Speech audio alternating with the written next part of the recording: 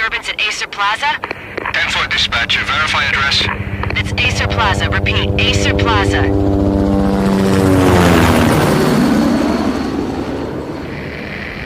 Shots fired on the rooftop. An assault in progress at Acer Plaza. Repeat, an assault in progress.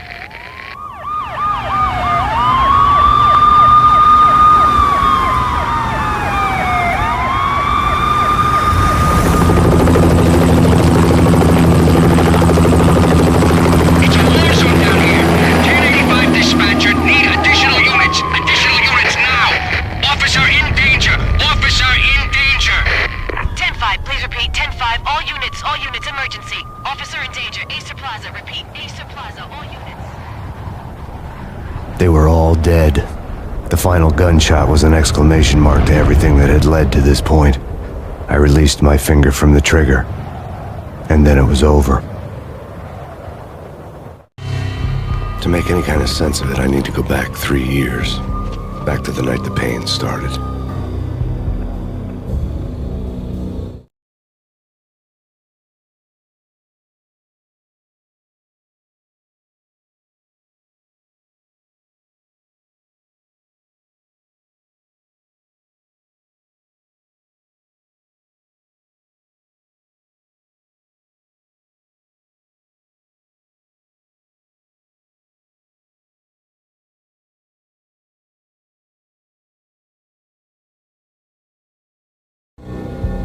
I was still on the force back then. NYPD, Manhattan, Midtown North Precinct, Hell's Kitchen. So when are you coming to work for me, Detective Payne? You'd make me work undercover in some hellhole. Sorry, Alex. Michelle and the baby come first. See? My last smoke. It's bad for the baby. That's you, Max. A regular Boy Scout. See, Alex? Still on for poker Thursday night, right? Like taking candy from a baby.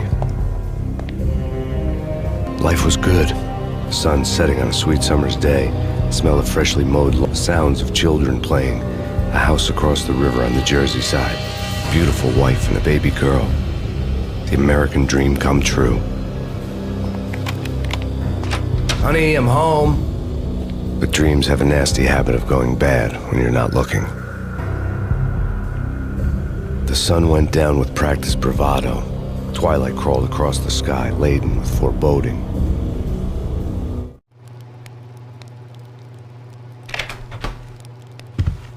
Michelle, honey, anybody home?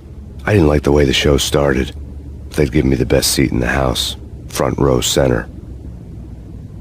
What the hell? Something ugly had been tattooed on the wall, a map of things to come. It was a poisoned syringe, a magic tag full of diabolical meanings.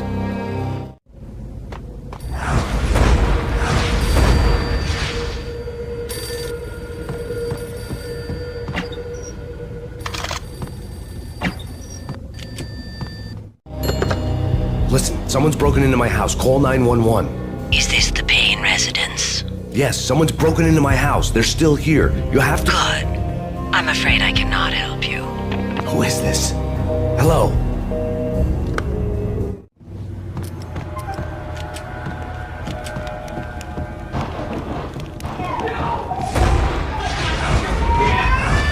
Michelle!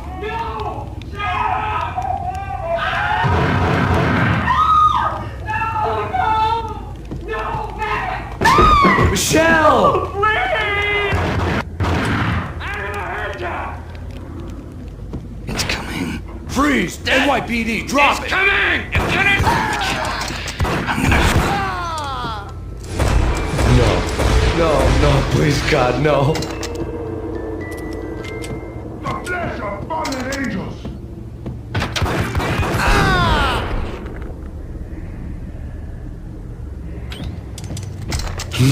No, God, no, please, Michelle. Oh, baby.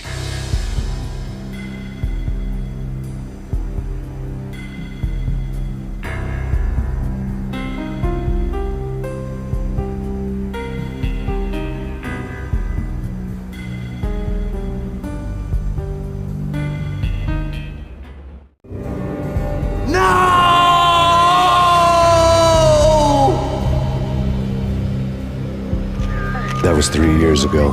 Everything ripped apart in a New York minute. The killer junkies had been high on a previously unknown designer drug, Valkyr, V. After the funeral, I told Alex I'd be transferring to the DEA. It took us 3 long years to get a break in the Valkyr case. Then, finally, 2 months ago, a dime dropper tipped us off that Jack Lupino, a mob boss in the Punchinello crime family, was trafficking. I went undercover, infiltrated the worst mafia family in New York.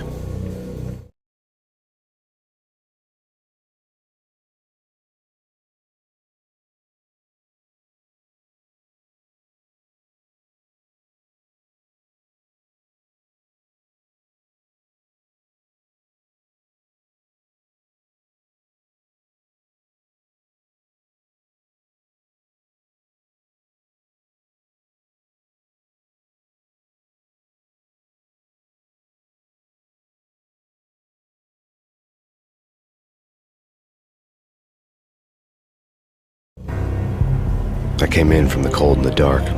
Outside the city was a cruel monster. I've been slowly working my way from the small time to the big fish, trying to get to the source of the drug.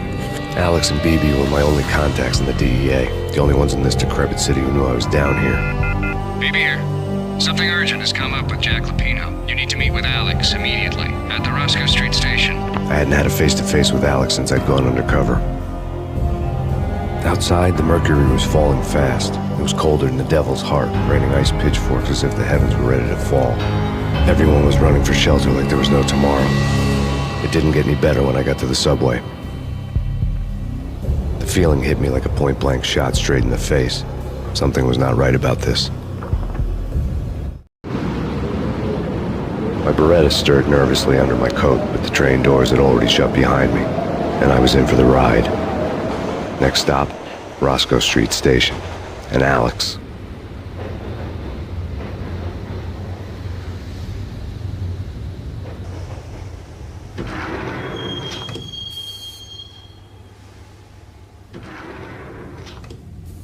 The station was drenched in gloom. Alex was a ghost, nowhere to be seen. I'd have to look for him. The gate was locked. Alex wouldn't have set up a meeting at a closed station. Something was off.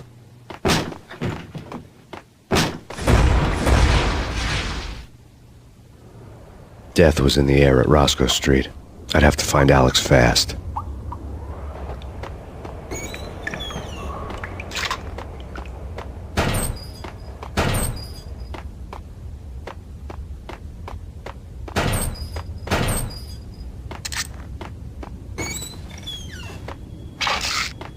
Pills would hold the pain back for a while. Wasn't Jake supposed to take care of this? He and Mickey are having too much fun taking care of the cop up there. Oh, well, what's the plan? Simple. Gun down every mother-loving bastard that gets off the train. Sweet. Didn't the train go already? No idea. Let's just wait and see. Damn!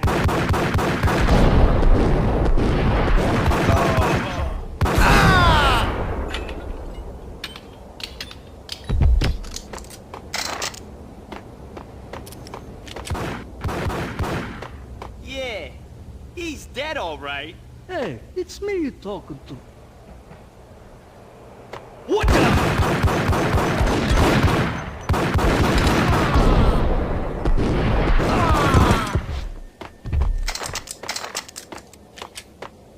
Yo guys, hey, we're getting around. You hear me? What is this, a joke? Hey! Yo guys, hey, we're getting around. You hear me? What is this, a joke? Hey, anybody? Answer me. What? Oh!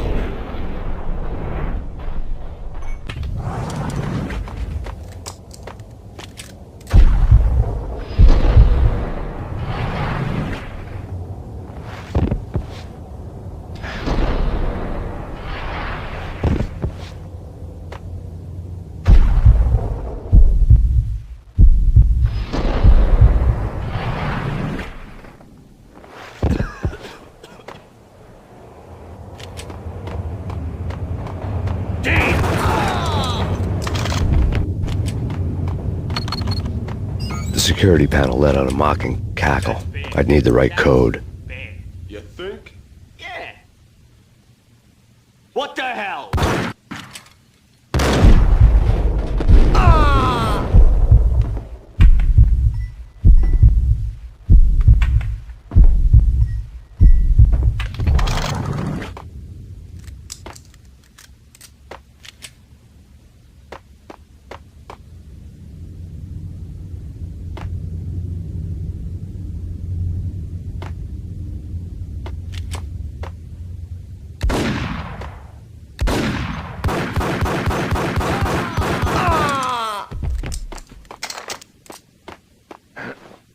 While looking for Alex, I had ended up in the middle of a big-time crime operation.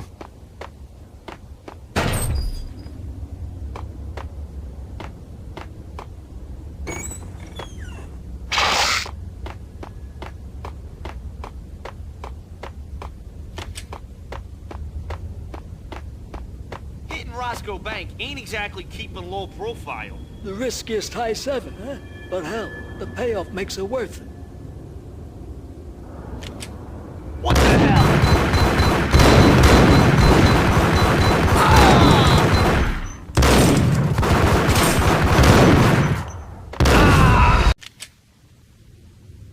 What the hell?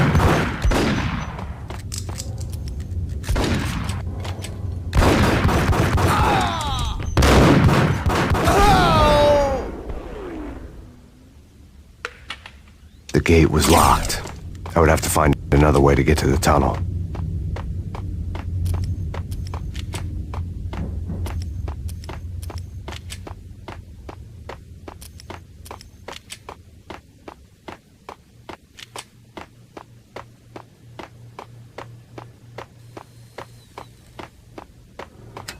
The power to the rail had been cut. I'd have to get it back on to get the train moving.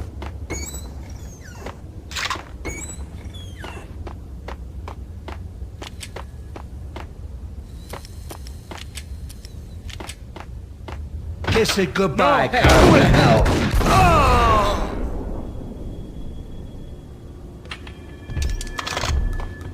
You saved me, man. What's going on here? A massacre. These armed thugs just appeared from nowhere. We need to get help. I can make the call from the control room 1 floor up. Can you take me there? Sure, sounds good. Follow me.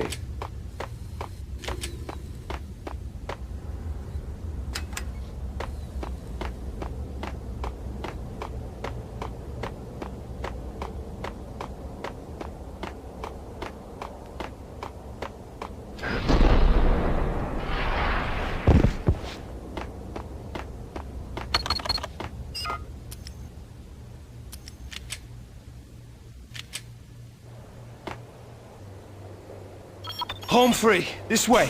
Yo! Look out!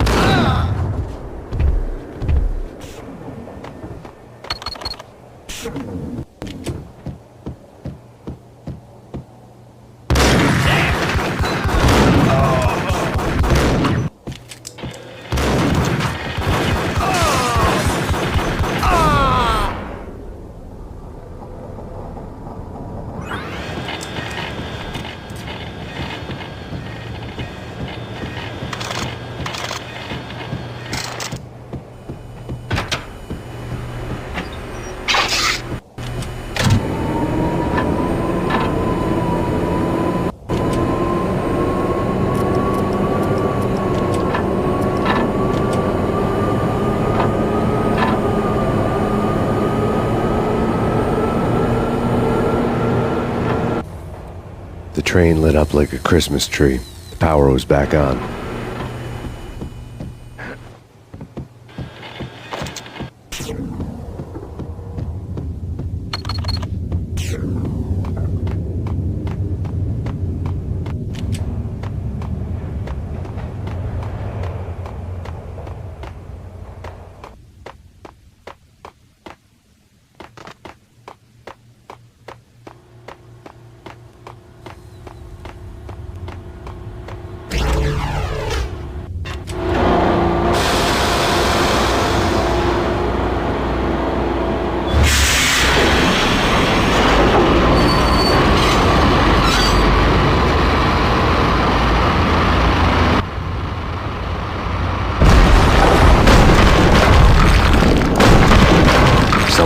being subtle.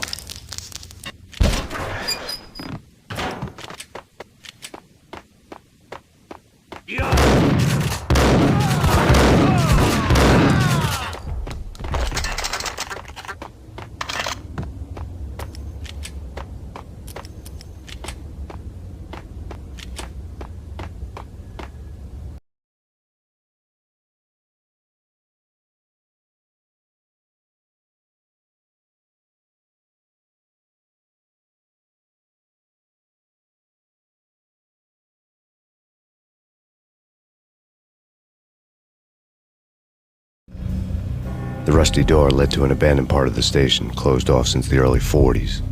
Something big was going down at Roscoe Street. Maybe that's why Alex had wanted to meet me here. Maybe not. One way or the other, I was gonna find out.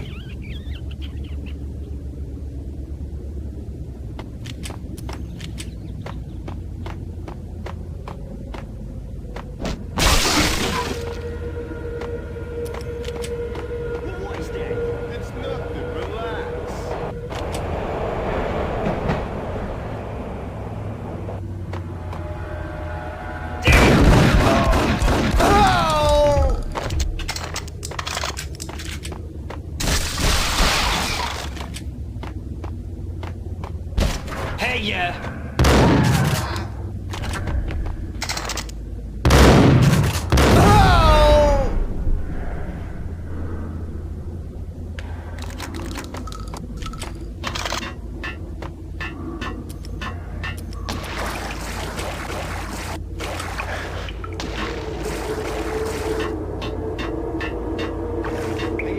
Now that's spooky. Jack Lapino, yeah, spooky. But also, it's like the failure count is rising. Yeah, I wouldn't joke about it if I was you. Yeah? The station's not secured. Someone decided to play hero upstairs. That's all we need.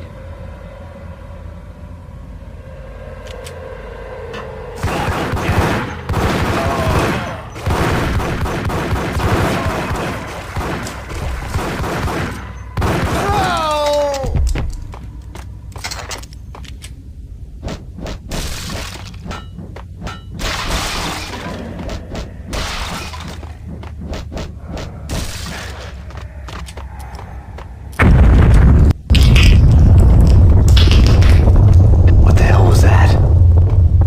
Hold on here. Give me the detonator. What are you talking about? The detonator. I thought you'd bring it. You were supposed to bring it. Yeah, right. What the hell?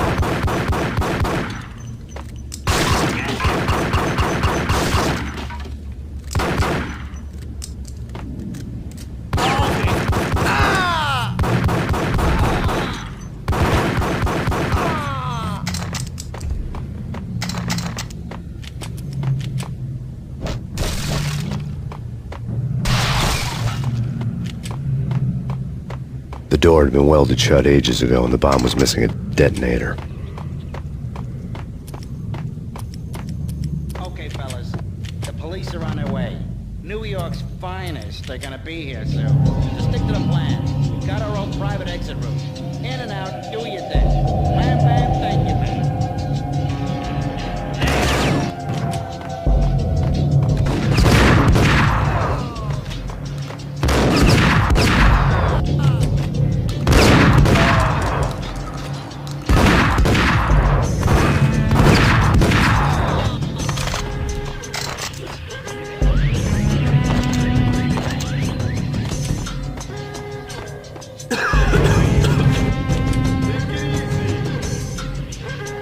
Hold it!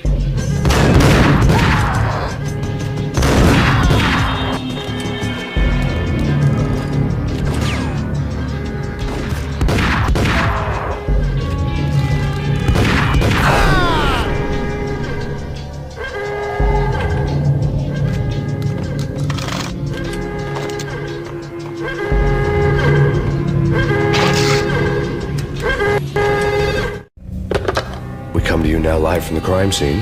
Who is this? Right back at you. This is Deputy Chief Jim Bravura from the NYPD. You are to cease your criminal activities and surrender immediately. Sure thing, Jim. Me and the boys have been talking and everyone's real sorry. They'll never do it again. Who the hell is this? Being placed at the scene of a bank robbery wouldn't have tipped the odds in my favor.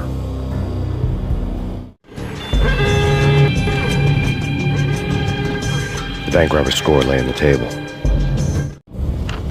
The bank robbers had been after Acer Corporation bonds. The Acer success story had recently been on every channel and on the cover of every magazine.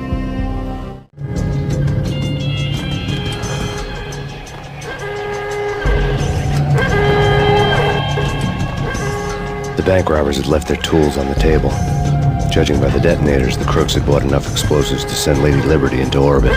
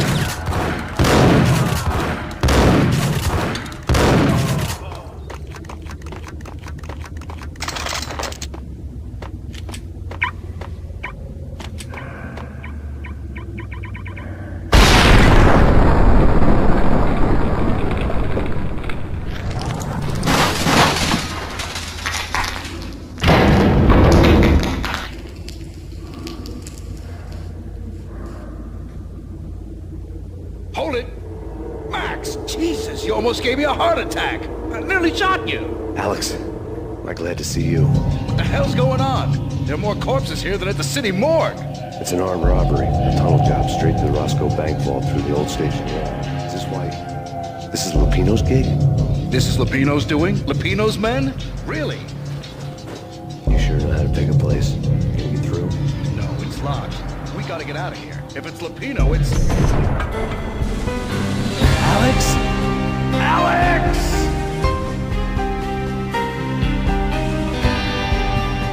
There was nothing I could do. He was dead. I could tell by the empty, accusing stare of his eyes.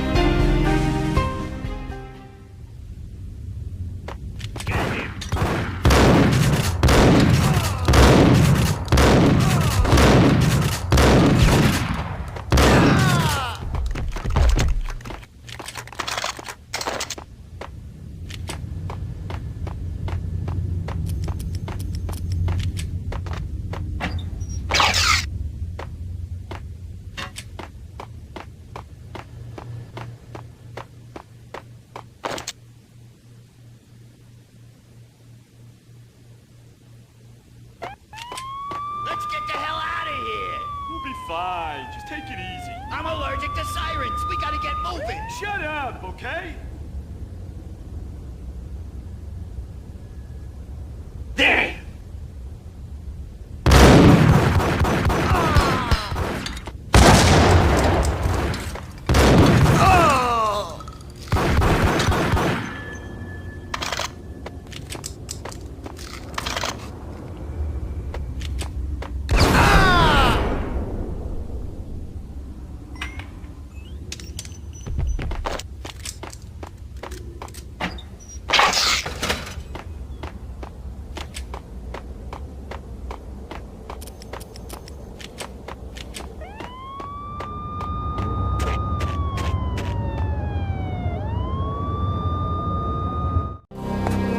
Alex had kept me relatively sane for the past 3 years. Now I didn't know how I felt.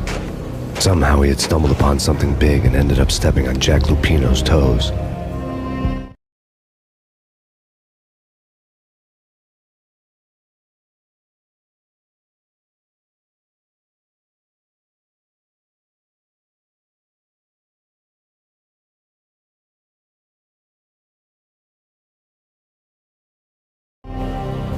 Lupino ran his racket of sex, drugs, and contract killings from a sleazy hotel in a slum block of tenements. The NYPD was closing in. I could hear the sirens. Their wail was a crescendo. Lupino thought he could get us by taking Alex out and leaving me to take the fall for it. All he had gotten was my attention. I went for the hotel first. It was a sad old thing with flickering lamps and faded colors, cheap mobster punks and tired-eyed prostitutes. I walked straight in, playing at Bogart like I'd done 100 times before. The place was run by a couple of murdering mobsters with shark smiles. The Finito brothers. Ladies and gentlemen, it's the Payne in the butt. Payne to the max. You're killing me. Did you make that up yourselves, or you get some wino downstairs to come up with it? Don't answer that. A rhetorical question. I got something for the boss. Lupino around? That kind of depends on who's asking. A friend or a junk squad plan. Don't answer. It's one of them, how do you put it, rhetorical questions. Lupino ain't here, but he said bye. Lupino wasn't in his cheap hotel. Instead, I ran into the Finito brothers. My cover had been blown, the door slammed shut behind me, and then I was dodging bullets like raindrops. Payne in the butt. Ha ha! Payne to the max. Junk squad kid. Got a ticket to Marble City for you.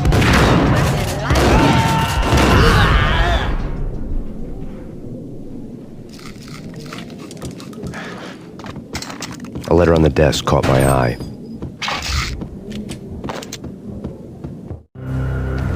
I had met Lupino only once. The gangster ran all his rackets through his right-hand man, Vinny Gagniti. Gagniti was a high-strung whiner on the verge of breaking apart, like an overamped Energizer bunny. He had the brains to run the business, but he lacked the balls, always falling short, taking his frustration out on underage addicts and call girls. The V deal goes down at your hotel. Jackson, quote. Vinny, you're in charge of this one, unquote. Rico Muerte's coming to see it through. Anything goes wrong and everybody's gonna get dead. Goes double for you. Treat this guy real good. Anything he wants, you give him. Don't screw this up or you're finito, finitos. A V deal meant added security, locked doors, and lots of nervous thugs with itchy trigger fingers. I'd seen nothing coming in, but that didn't mean it hadn't been there. Rico Muerte was a regular Kaiser Soze, a spook story told to keep the apes in line. 313. The Finitos had scribbled Muerte's room number on the note's margin. Bosses! Everything all right? Bosses! Joey! Virgilio! You all right in there? They're not answering. Call the others. Tell them to come quick. Okay, but we can't wait for them. We gotta go in now. Bosses! We're coming in! There he is.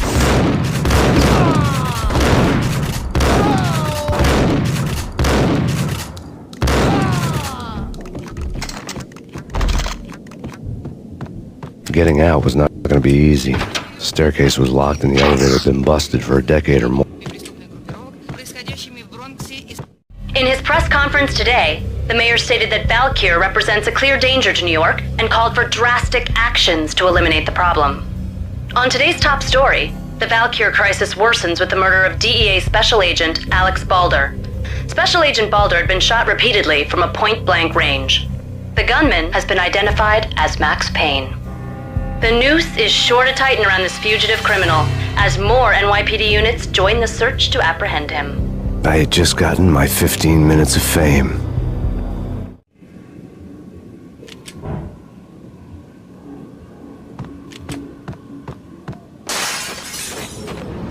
Yeah, something's wrong with the bosses. Payne's there and they're not answering. Let's go already. Payne's gonna pay in spades. No!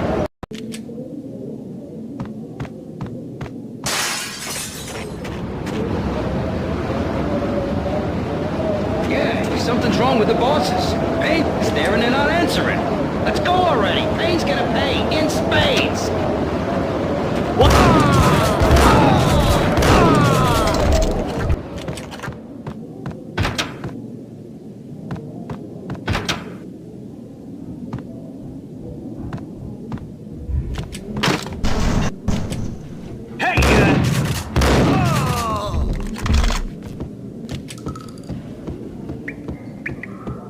Previously on Lords and Ladies.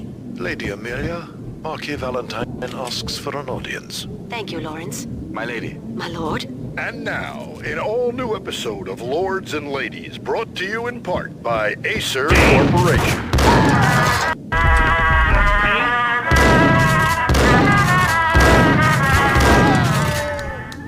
My lady. My lord. My lady, there is a matter of great importance I must bring to your attention. My lord, there is. It's Payne! My lady, there is. From the very first moment we met, upon that distant forest path, there is My lord, you should not speak so. But my lady... My lord, Piece no. of crap! I forbid you. This cannot be. This Oh, must careful! not be. It might Why, kick my back. love, why? My lord, it is too dreadful Killer to not vending falsely machine. speak the words. You talking to me? Tough guy. Scared. Yes, my lord, we should both be dead. Get up! My lord, I am your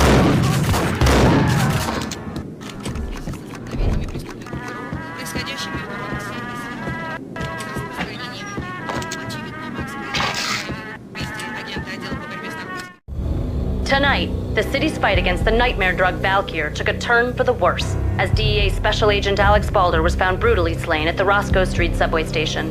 A suspect was seen leaving the site only moments after the shots had been fired, and the NYPD is currently in pursuit of Max Payne, a repeated felon believed to be armed and extremely dangerous. And now the weather. The worst winter storm in recorded history continues to pound the city.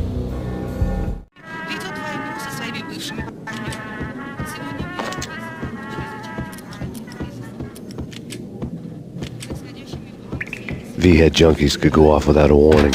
I had to be careful.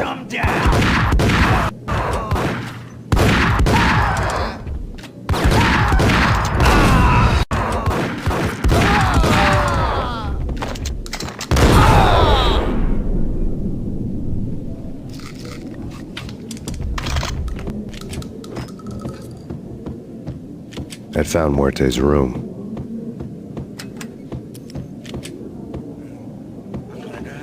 Yo!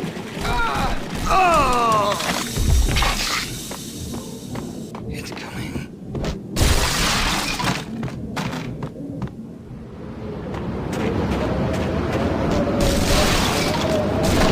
I didn't want to know what had happened here. It was not a pretty sight.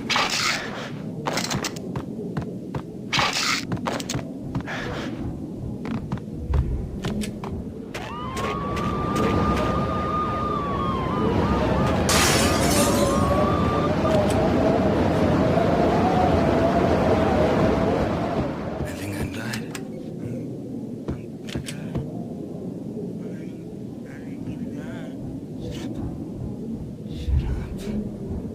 Shut up. You're gonna die.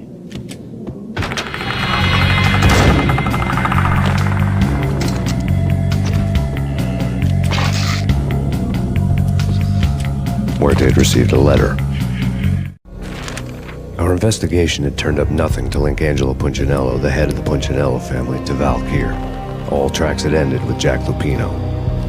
The letter in Muerte's room was signed by the Don himself. It was the first hint that the Kingpin knew what was brewing inside his syndicate. The trouble you got into after the Chicago screw-up. The Punchinello family bailed you out. You have been waiting for a chance to pay us back. One of our trusted boys has a monkey the size of King Kong on his back. And we need your special skills for backup on a major deal. Collecting evidence had gotten old a few hundred bullets back. I was already so far past the point of no return I couldn't even remember what it looked like when I had passed it.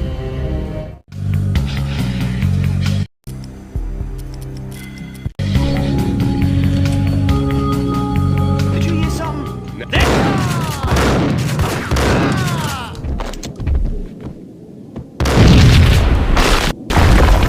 What the hell?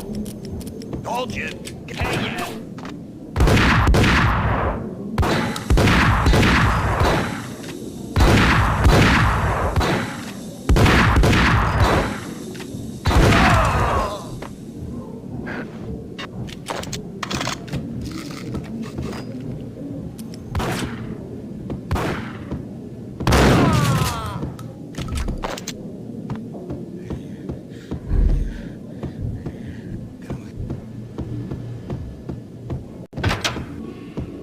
The hooker had left her diary on the table.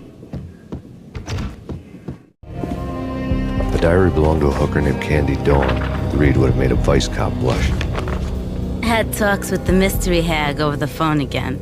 Sent her the latest One-Eyed Alfred tape. As long as the hag keeps paying for the tapes, the old man could come every day for all I care. She had a nice sideline. making secret X-rated flicks of her clients and selling them to the highest bidder. It would get her killed if her V-fix for the day didn't do it first.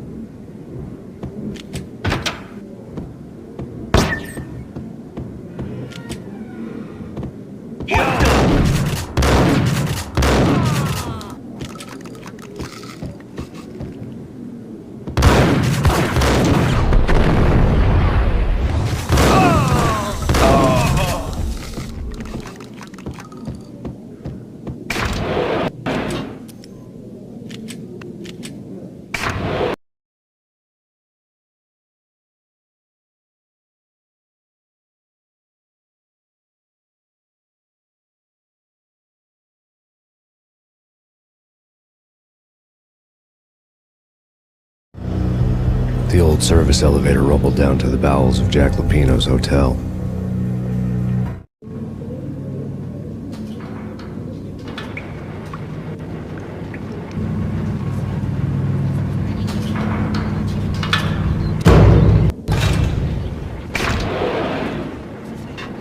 It was freaking crazy.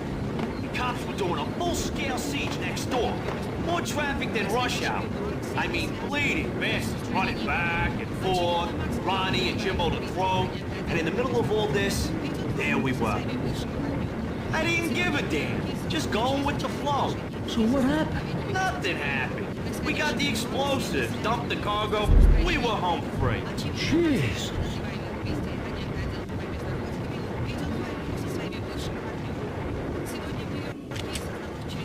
There!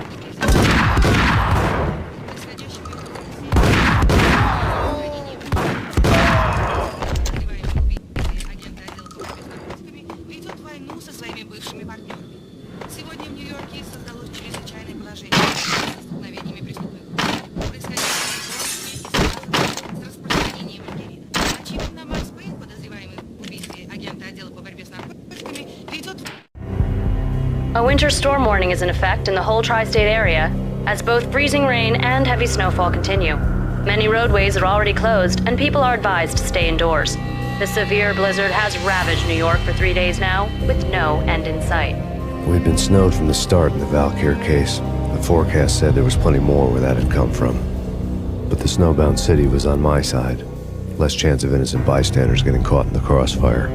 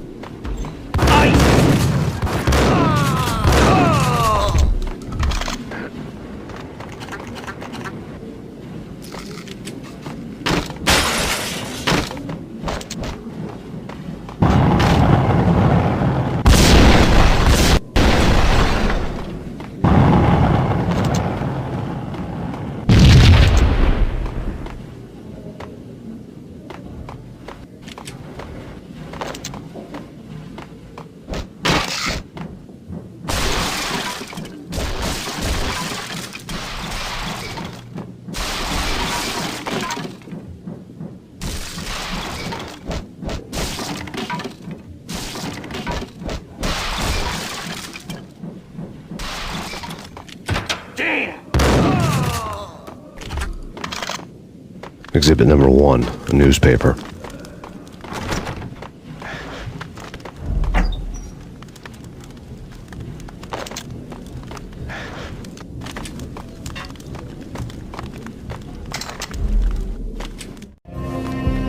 A dead man tied to a chair lay on the boiler room floor.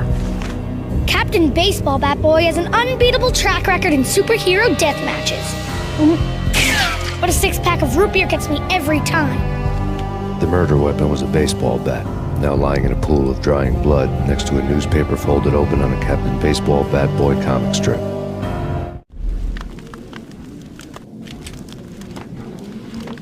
Take vampire movies. Why are they always set in L.A. or Mexico? They can't even get a tan. If I was a bloodsucker, I'd move to the North Pole. Winter's one long night. Yeah, and what would you eat? Some blood from penguins? Nah, Eskimos, man, Eskimos.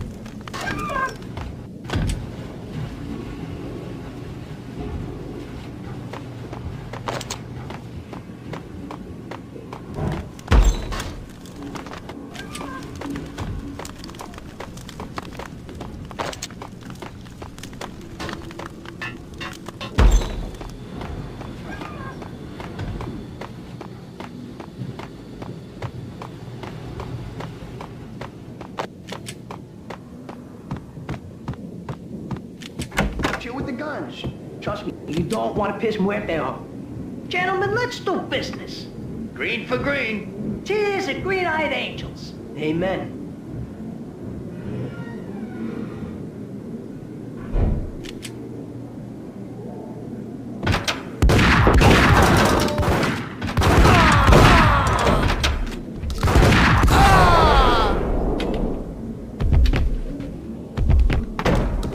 A lifetime ago, this would have gone down as a narcotics arrest.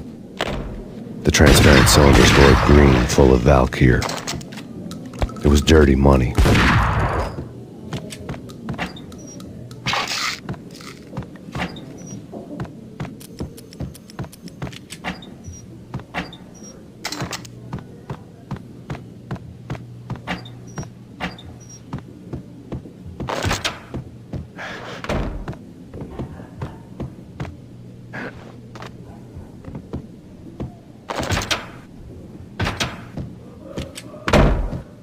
There was a key on the table.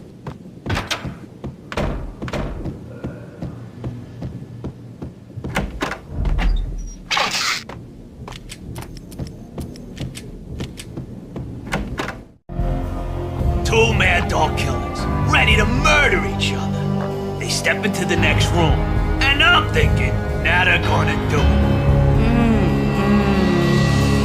But no. They sit down in front of a TV and solve their differences with the Kung Fu fighting video game.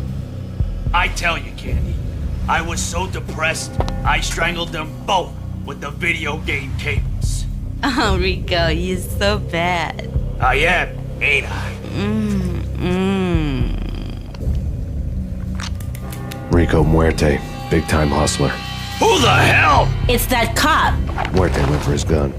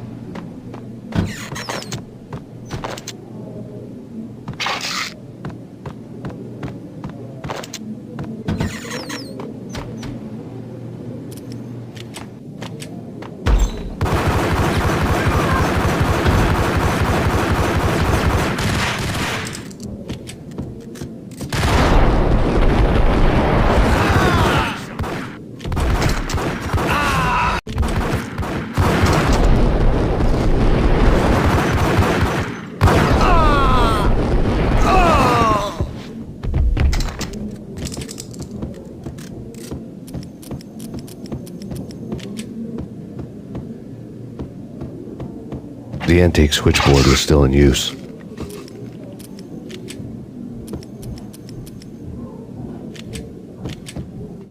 There was an old telephone switchboard in the back room of the reception area, the kind that made phone tapping child's play.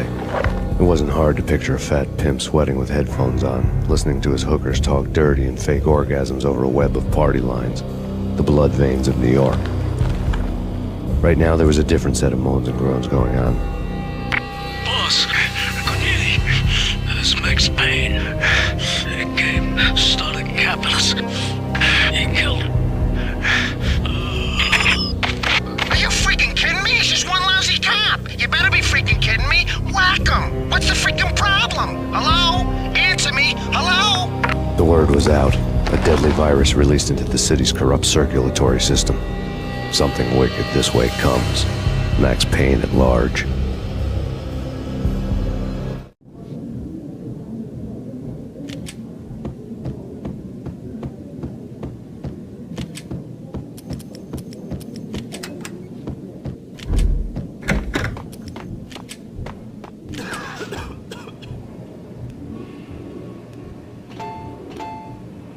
You think you could take my money?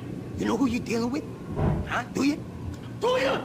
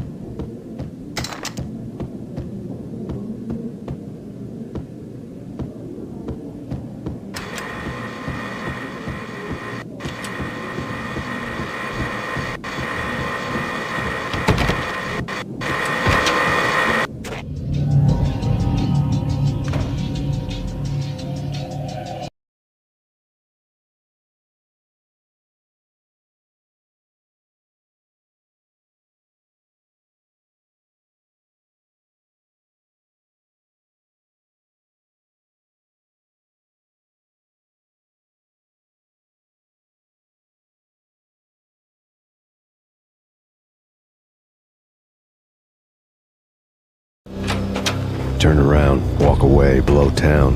That would have been the smart thing to do. Guess I wasn't that smart. Lupino's tenement buildings were a seedy hangout for all kinds of sleaze. A liquor store, a pawn shop, a laundromat full of mobster bookies and loan sharks. The list went on. The how and why of it was a mystery to me, but they knew I was a cop. They knew I was coming, and they were going to get real trigger happy about it. I got to see Lupino's hangout all lit up. A bomb went off, turning snow into liquid gold. A pillar of fire lifted the remains of a car straight up into the air.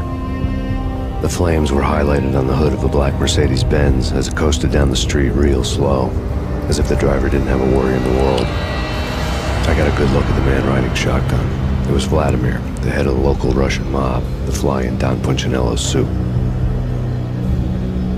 The ringing in my ears was the sound of a mob war being waged.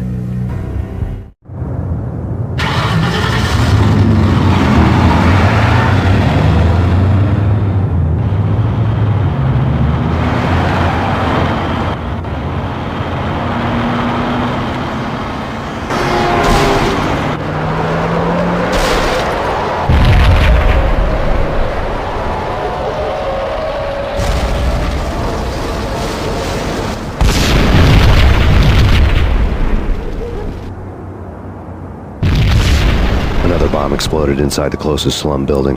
It was a lucky break. The goons inside were spooked, but luck always came with a price tag.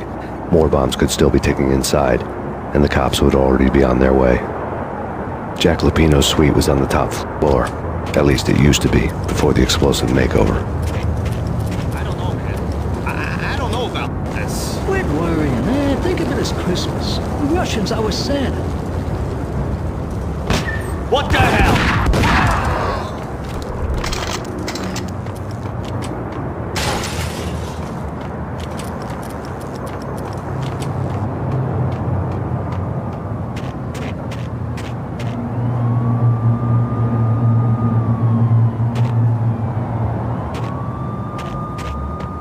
The headlines were a depressing read. The headlines were screaming bloody murder. The storm was a screaming duet with the approaching prowl car sirens. It was all a scream when you were down for the count and wanted for murder.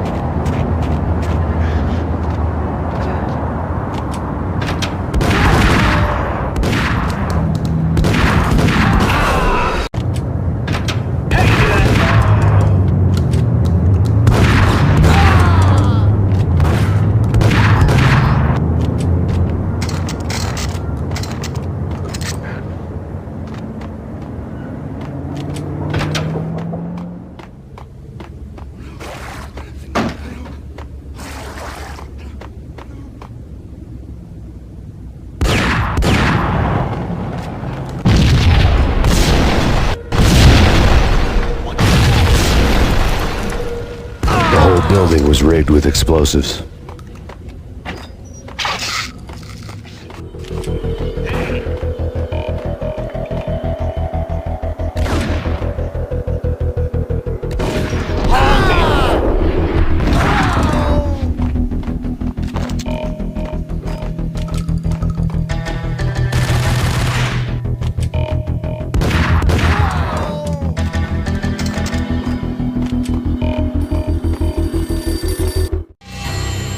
A beaten-up phone in the entrance hall was ringing. It could have been just a junkie in need of a fix, but it turned out to be something more sinister than that. Am I speaking to Mr. Payne? Who wants to know? My name is Alfred Wooden. You must hurry. The police are on their way. Tell me something I don't know. They know you're there. How? And what's it to you? I will contact you again. The cops arrived, sirens singing in the off-key harmony of a manic-depressive choir. I had a few minutes while the SWAT team would go through their usual routine. By the time they busted in, I needed to be long gone. Max Payne, this is Deputy Chief Jim Bravura from the NYPD. Drop your weapons and come out with your hands above your head.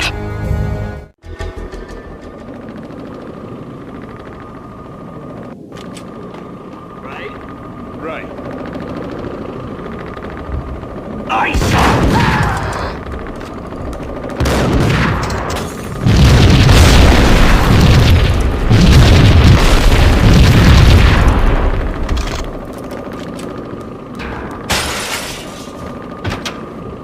Someone had left a letter on there was a key on the shelf. Suddenly it all made sense. The bombs, the Russian mob boss making an appearance in person. Gognitti was his usual self, all talk and no walk. After our hit, the Russian has only a couple of guns left, and they can be bought. There's no freaking way he has the guts to try anything after that. As it turned out, the Russian had plenty of guts. One thing he could count on, you push a man too far and sooner or later he'd start pushing back. Hold it right there, NYPD. This is your final warning. Surrender or we'll be forced to take action.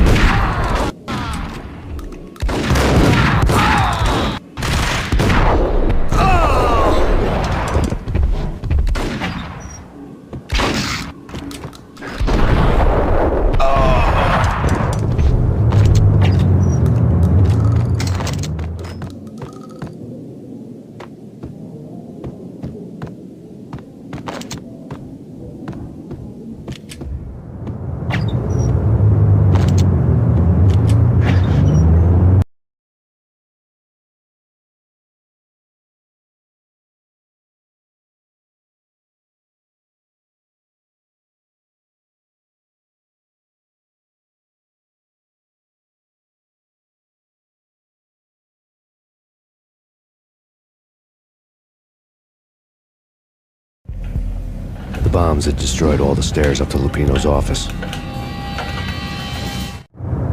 The alternate route led there by way of adjoining rooftops.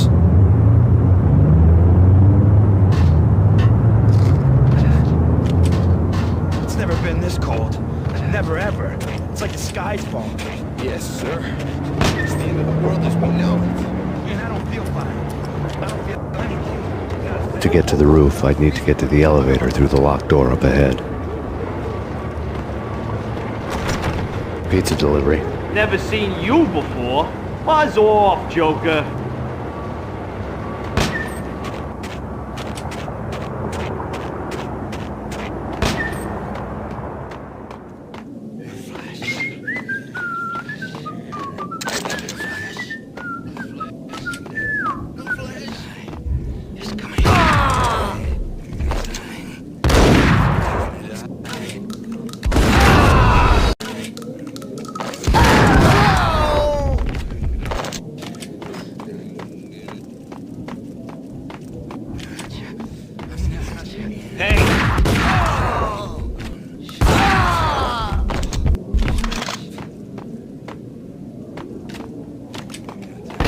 No, don't shoot.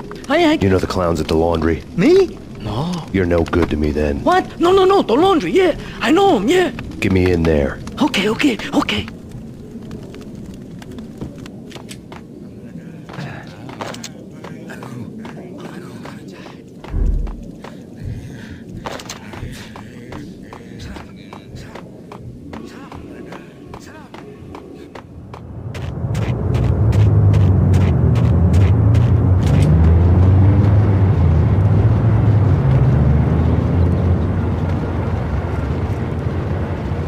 Me, open up. Let me in, quick. Not so fast. The password. John Woo. Come on. Okay, John Woo. All right. Come right in. It's a trap! It's Payne! There he is!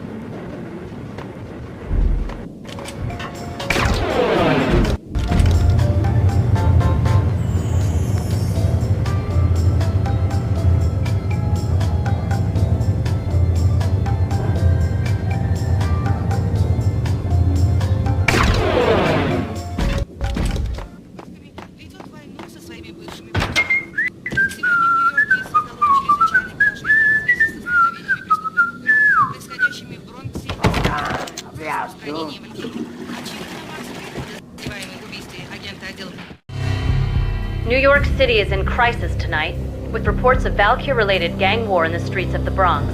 Apparently, Max Payne, wanted for questioning in connection with the slaying of a DEA special agent earlier tonight, is waging a one-man war against his former partners in crime. Among the list of casualties so far are notorious mafia members Joey and Virgilio Finito, as well as Rico Muerte, himself a fugitive from the law, and a suspect for several murders in the Chicago area. The NYPD has been placed on full alert. A citywide APB has been put out on Max Payne. Deputy Chief Jim Bravura has promised to take whatever steps necessary to bring him to justice. What those steps may be remains to be seen. For NYCNN TV News, this is Kira Silver. Damn!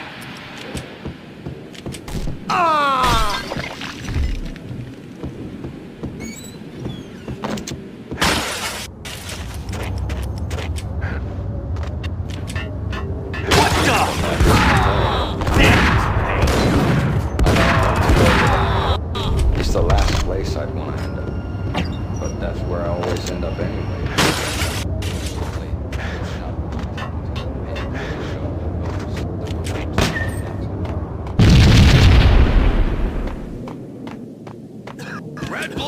green? It's always red or blue in the movies. So, green? No, not the green.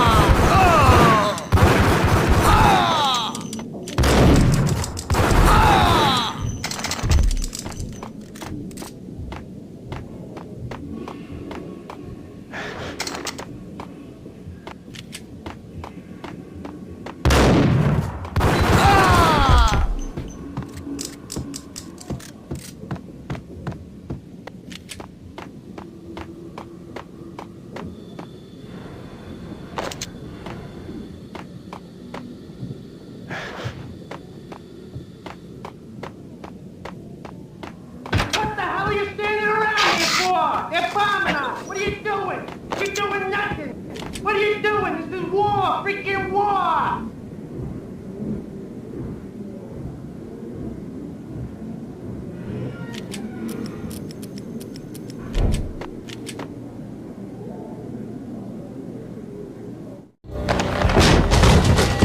Vinny got needy. Just the man I've been killing to see. Payne? Freaking fed. I knew from day one there was something screwy about you. What do you think you're doing? You're a freaking cop. You ain't got squad on us. You can't just come in here waving your piece like it meant something. Yeah! Oh my God! Oh God, you shot me! Ah! You're dead, Payne! And what the hell are you waiting for, you apes? Kill him! Kill him! With pleasure, boss. Gagnetti bailed. I made like Chow Yun Fat.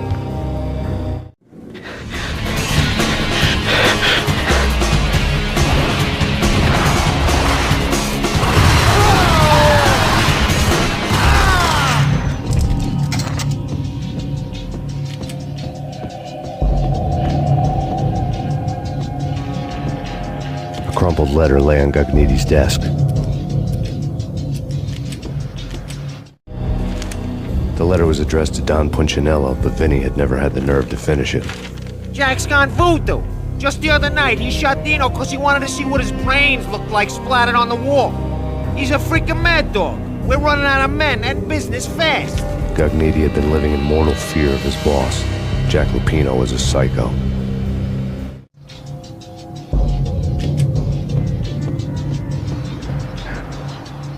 Vinny Gagnetti was running scared.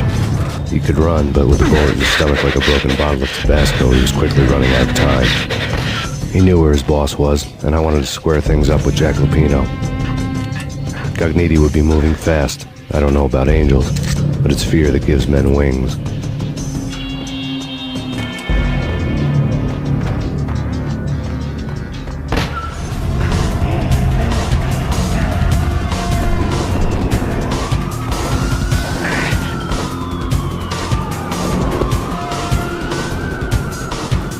Gagnetti hitched a ride. To catch him, I'd have to follow his lead.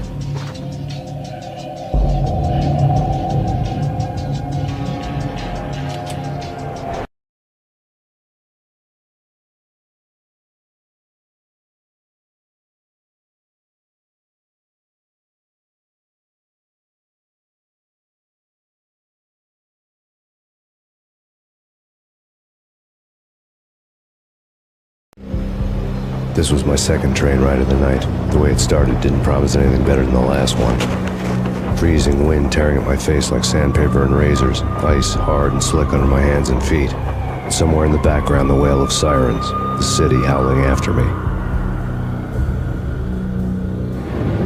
New York sped by in fast forward.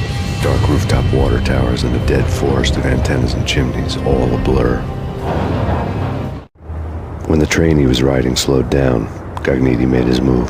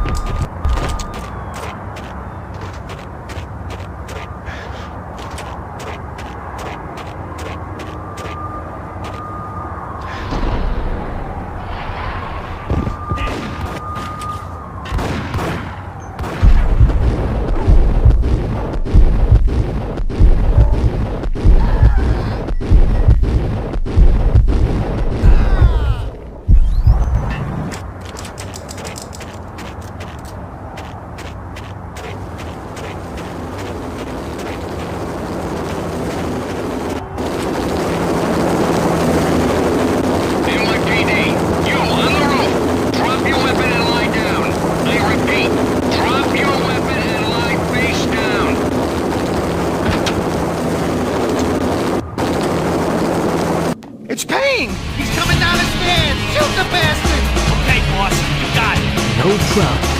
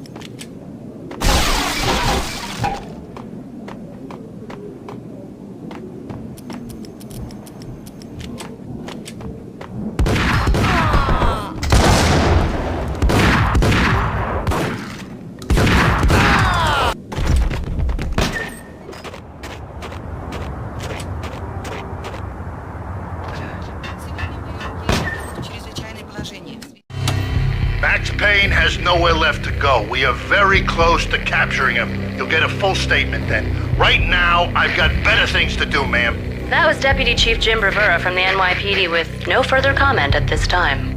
Apart from his suspicious food habits, I figured Bravura to be one of the good guys. Fate had just dropped us on different sides in this. But when it came to capturing me, he was way out of his league. I had already ditched the cops a couple of rooftops back. For now.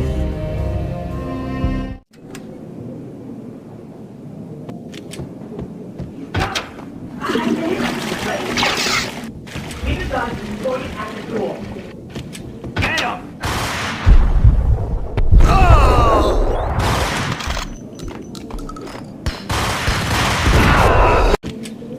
Okay. Whack the sucker!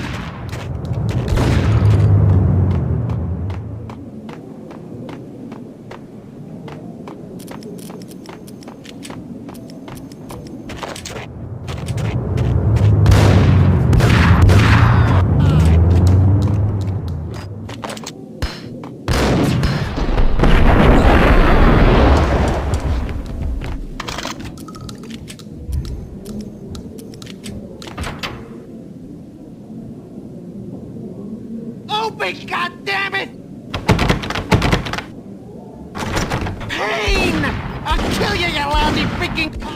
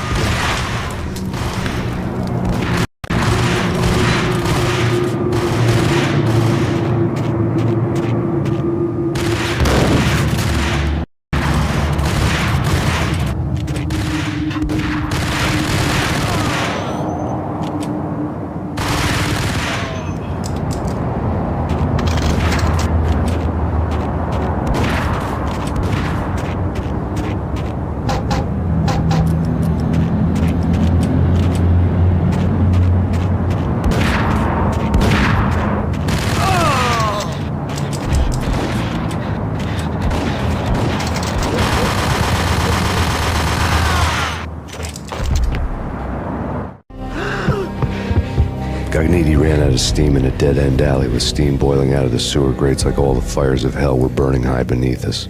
It was shakedown time. Where's Lupino? Screw you! Bad start, Vinny. Ah! Police brutality! I rate pretty high on that. You can't just hurt in cold blood? Just keep telling yourself that. Listen good, Candyman. I'm not gonna be anybody's fall guy. I want to know where your boss is hiding. There was no glory in this. I hadn't asked for this crap. Trouble had come to me in big dark swarms. The good and the just were like gold dust in the city. I had no illusions. I was not one of them. I was no hero. Just me and the gun and the crook. My options had decreased to a singular course. I'll tell you, just don't hurt me no more. Lupino's at Ragnarok, the nightclub. Book me, take me in the home into the freaking jail, just don't hurt me. Your rights will be read at your funeral.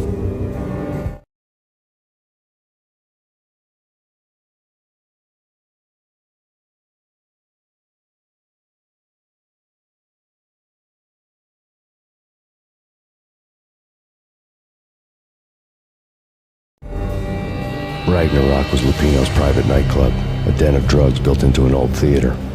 I knew what waited inside. V-head junkies ready to explode in random acts of senseless violence, and Lupino's goon squad, the worst stone-cold killers this side of hell. Ragnarok was as inviting as a headache, flickering and flashing to a machine gun beat. The belly of the nightclub was a gothic theme park that began with bondage games and led to the nasty stuff from there. As subtle with its dark message as a cop killer bullet through the heart. Like father, like son. Just like Jack Lupino.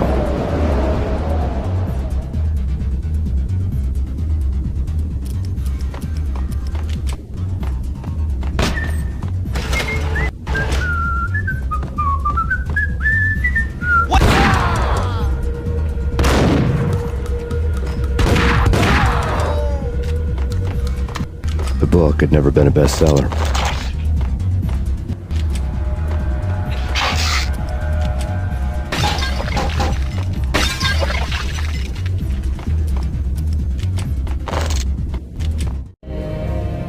Given the setting, I was surprised to find that somebody had been passing time reading.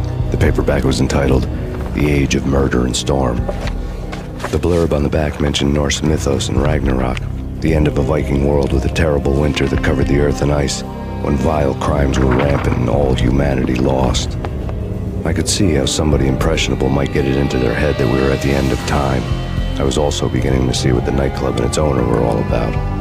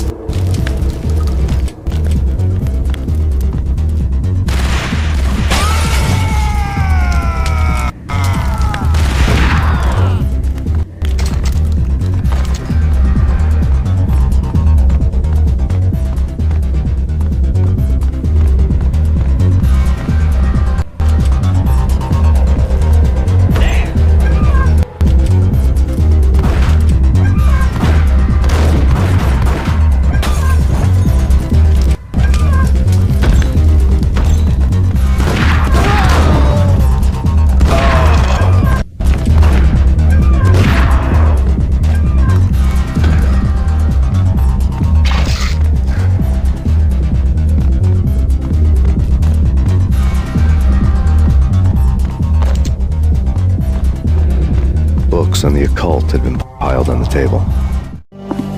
The room was stacked with light reading, such as Necronomicon, Witchcraft, and Paradise Lost. Old exotic titles like Malleus Maleficarum and De Umbrarum Reini Novum Portus. Books with pentagrams on their covers, all dealing with the occult and the infernal, lying between stacks of horror videos and a couple of Ouija boards. The only thing I could take seriously was the thought of Lupino taking it seriously. He had been spending a lot of time getting intimate with the guy downstairs.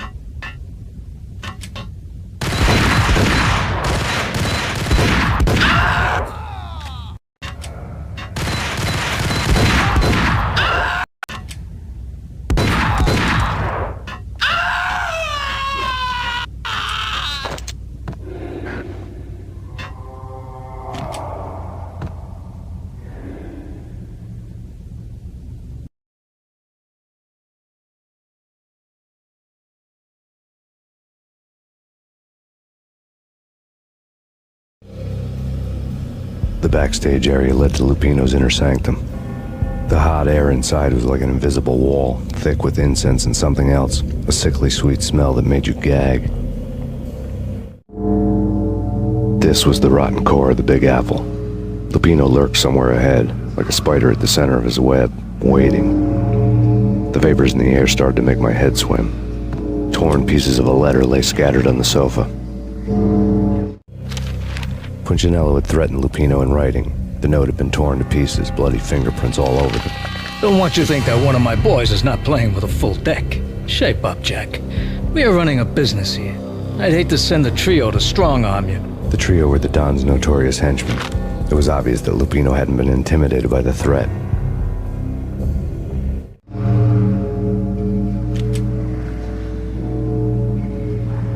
Lupino's notes covered the table. Jack Lupino was crazy, all right. The table was scattered with notes of demented arcane nonsense written in rusty blood, a mishmash list of demons, devils, and dark gods evoked. Beelzebub, Asmodeus, Baphomet, Lucifer, Loki, Cthulhu, Lilith, Hela, blood given to you all. He was after that old Faustian deal, your soul for power and fortune. Just sign on the dotted line with your blood. Lupino's notebook lay on the pedestal.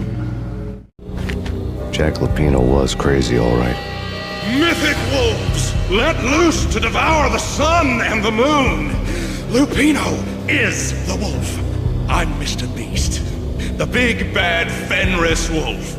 I'm the end of the world man, wearing the flesh of fallen angels.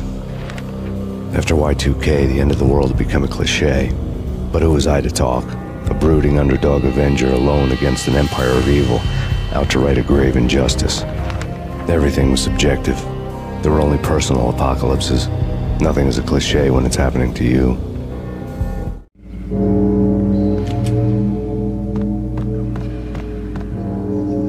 The flesh of fallen angels, come to me all. Astaroth, Beelzebub, Asmodeus, Baphomet, Lucifer, Loki, Satan, Cthulhu, Lilith, Hela. Blood to you all. Cement, living under the skin of reality. I've seen it. The corruption of flesh.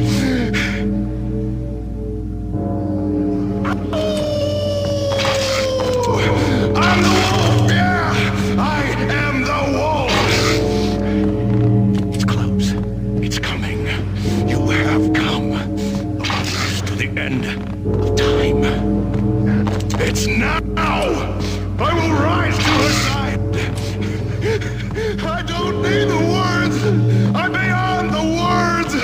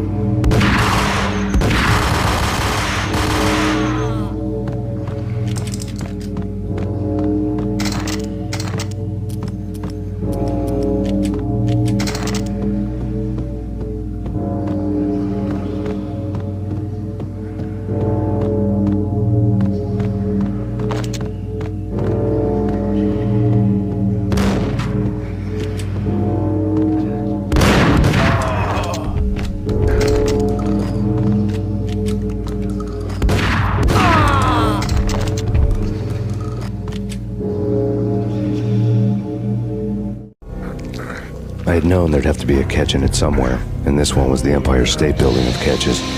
Lupino was pumped up and dying to go 15 rounds with a mutant alligator. And then he started this spooky monkey talk, straight from a bad dream. Mine. I have tasted the flesh of fallen angels. I've tasted the devil's green blood. It runs in my veins. I've seen beyond the world of skin, the architecture of blood and bow and arrow. Death is coming! She is coming, and hell follows with her. This is the twilight winter.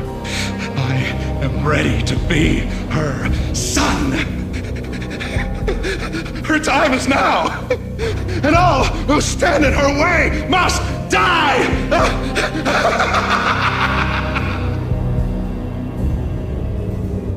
Die! You'll die! You'll die! Now! All die!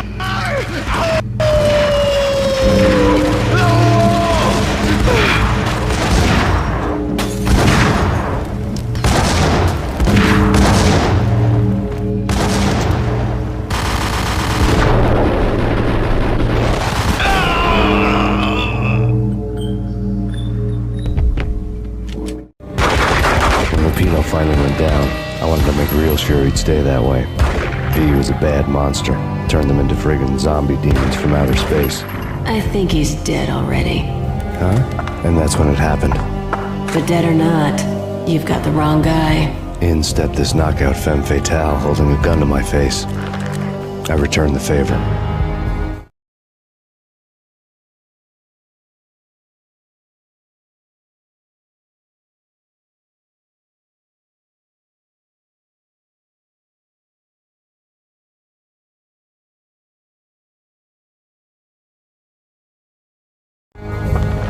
Lisa Punchinello was the Don's wife. Mona Sachs, Lisa's evil twin. Your safety's off, evil twin. You might hurt someone with that gun of yours. Lisa's the damsel in distress. I'm the professional. I'd blow you away without batting an eye. Sure, and you can check out my credentials splattered all over this joint. Jack couldn't have framed you, not the state he was in. We're after the same slime bag. Angelo Punchinello's the one who murdered your friend and framed you with it. You know this for a fact. I've got my sources. I don't have a clue these days. I just shoot them as they come. Who put a contract on the Archfiend? This one's mine. I hate the guts of that sadistic wife-beater. Why not pool our bullets for this one? I thought you'd never ask. My finger was starting to twitch. How do you like your whiskey? I'm easy, as long as you don't try to slip me a Mickey. You're a real angel, Max. It was good stuff. Tasted sweet as honey going down. Nothing personal. Can't risk you going berserk and getting Lisa killed.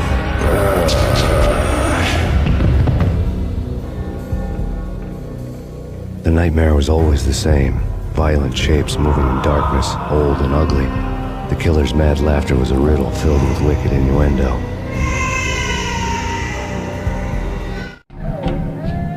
Somewhere, the baby was crying.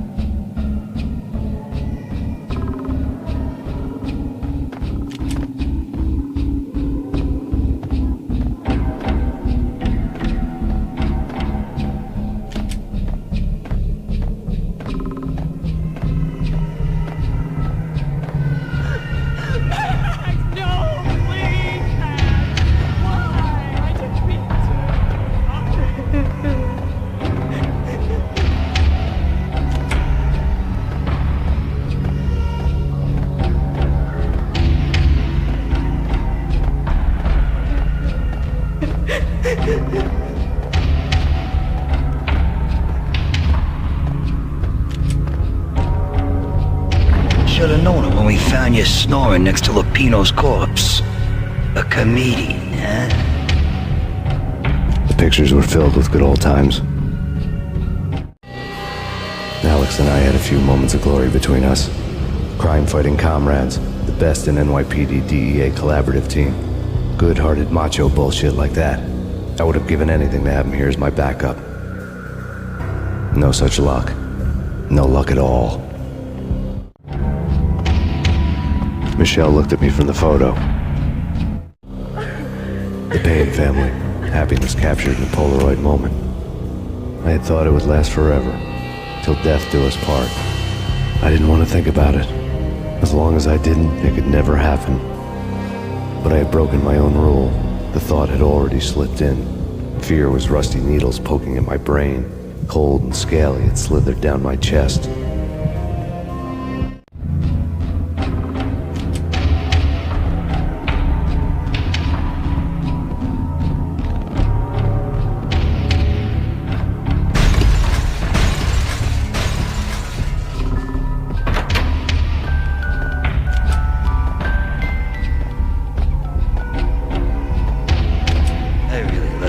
Cartoons. Captain Baseball Bat Boy's my favorite.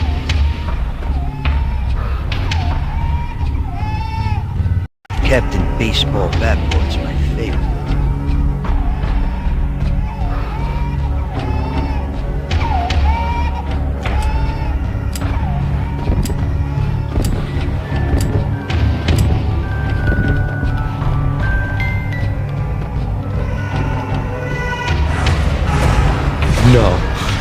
No, please God, no.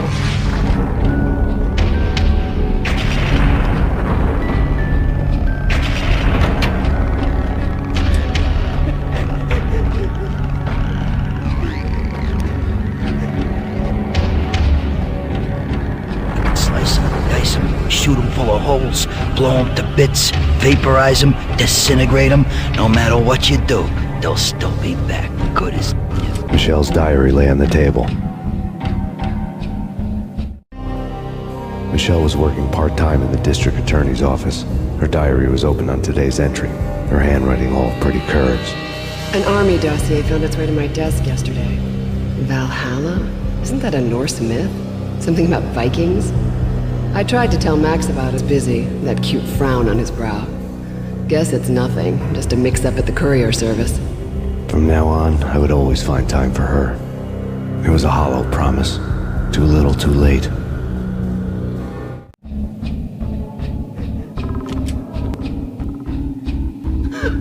Max, no, please, Max. Why? I didn't mean to. I'm sorry.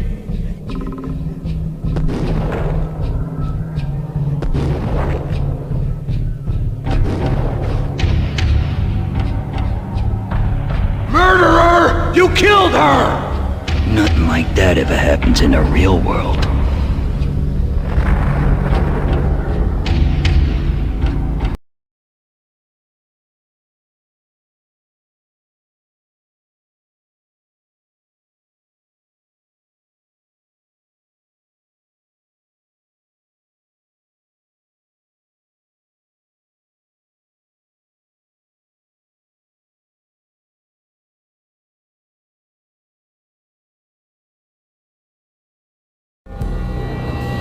I woke up in a bad dream. My head felt 2 sizes too small for my brain. Max Payne. I envy your name. And the killer was smiling. Pleased to meet you. I'm Frankie the Bat Niagara. Niagara, as in you cry a lot? He had a baseball bat and I was tied to a chair. Pissing him off was the smart thing to do.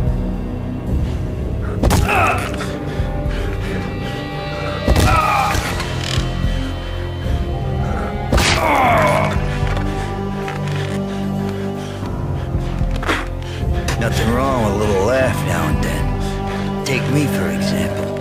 I love to watch cartoons. Cartoon violence is a fascinating thing. Let's take a break. I need to take a leak and maybe grab a cold one at the bar. Don't worry. I'll be back to finish this off. And then, it's checkout time. You play, you pay, you bastard. He swaggered out, and the door clanged shut behind him, locks clicking into place. Everyone makes mistakes. Mine hadn't been to crack jokes about the goon with the bat. He'd have cracked my skull regardless. It hadn't even been to trust a girl with a gun. I had blindly gone after the first bad guy on my hit list when I should have been aiming further up the ladder, at the head of the Punchinello family. I couldn't bring myself to be pissed at Mona. Guess I had a soft spot for her pretty face.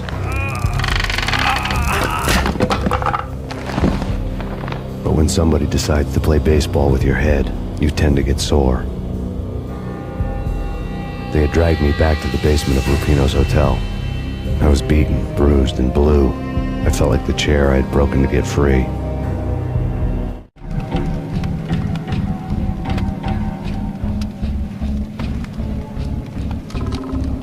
All I had was Niagara's bat, sticky with my own blood.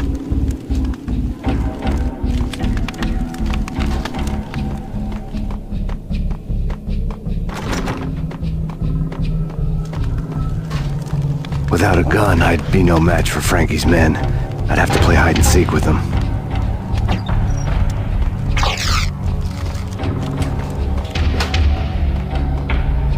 It's Frankie's turn. We'll take care of it. It's Frankie's turn.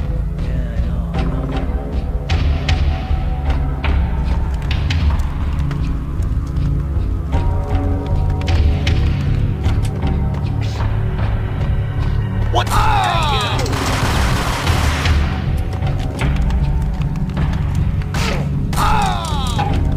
What the?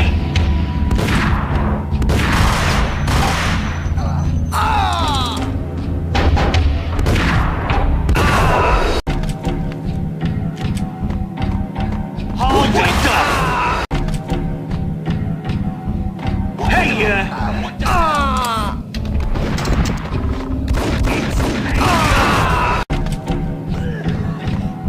what the hell?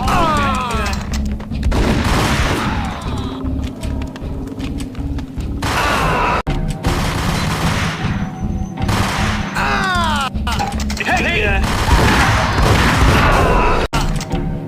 There he is! There he is! Hold it! There he is! Damn!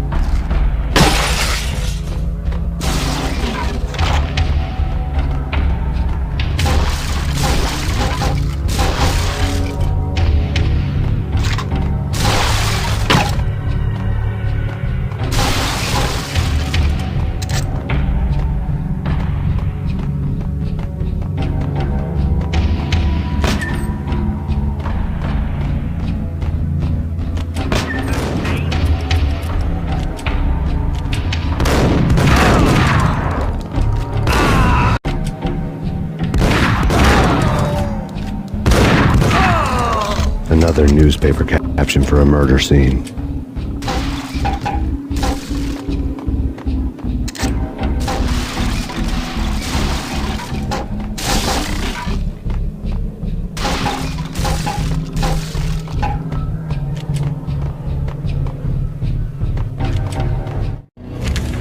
Frankie had left his calling card, a Captain Baseball bat boy strip, next to a sewer passage filled with bodies.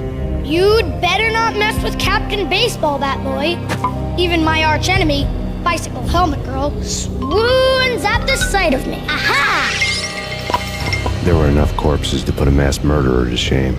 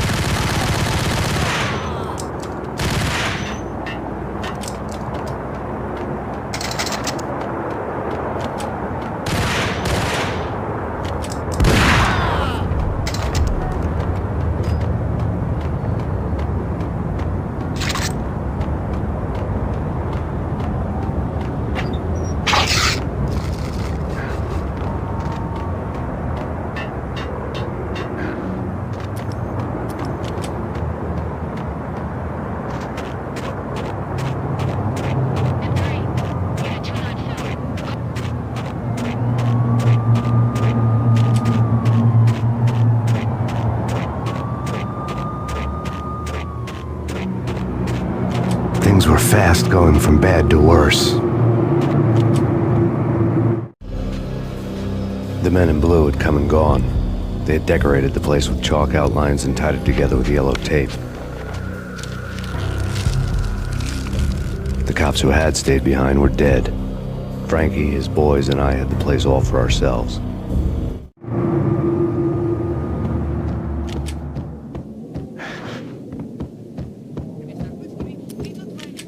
Just forget about it. Just forget about it. Hey, just forget about it. That crazy witch, you should have heard her. She was a real scream when the boys caught her trying to cap the Don. Oh, that's friggin' bad. To the trio? That's even worse than what Frankie's doing to that poor bastard downstairs. She's gonna take a long time to die. The mobster muscle on the phone was talking about Mona. Punchinello's trio were nothing but bad news. It's Payne! Just forget about it. Just forget about it. Hey, just forget about it. That crazy witch, you should have heard her. She was a real scream when the boys caught her trying to cap the Don. Oh, that's friggin' bad. To the trio? That's even worse than what Frankie's doing to that poor bastard downstairs. She's gonna take a long time to die. The mobster muscle on the phone was talking about Mona. Punchinello's trio were nothing but bad news.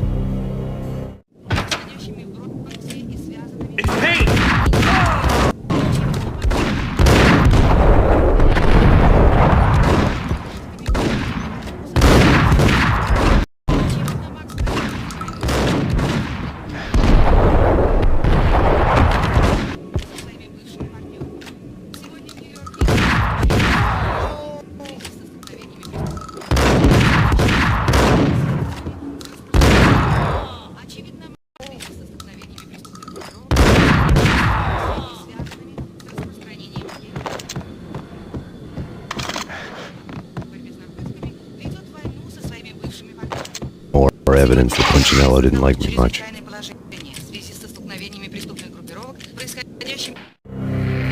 The fact remains that all the victims so far identified in the Ragnarok shooting have been known criminals, many of whom had large doses of V in their blood. Reliable sources say that Max Payne was also among those killed, although no body has been recovered at this time. Reliable sources. That meant somebody thought the Mafia had me, didn't want the cops snooping around anymore. The body would be delivered to them barely recognizable. Case closed. Don Punchinello had the power to be that reliable source, which was no news. But his news was old news. Framing me hadn't been enough. Don Punchinello had put a hit on me. He wanted me dead, and it had been important enough for him to give written instructions to Frankie about it. Max Payne should die like a dog for the trouble he's caused. Frankie, I know I can trust you to give this matter the dedication it needs.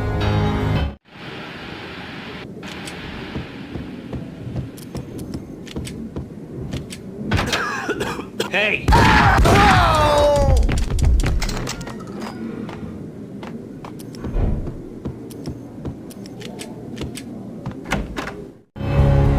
The hotel bar was fast developing quite a history. True to his words, Frankie was there, having a beer.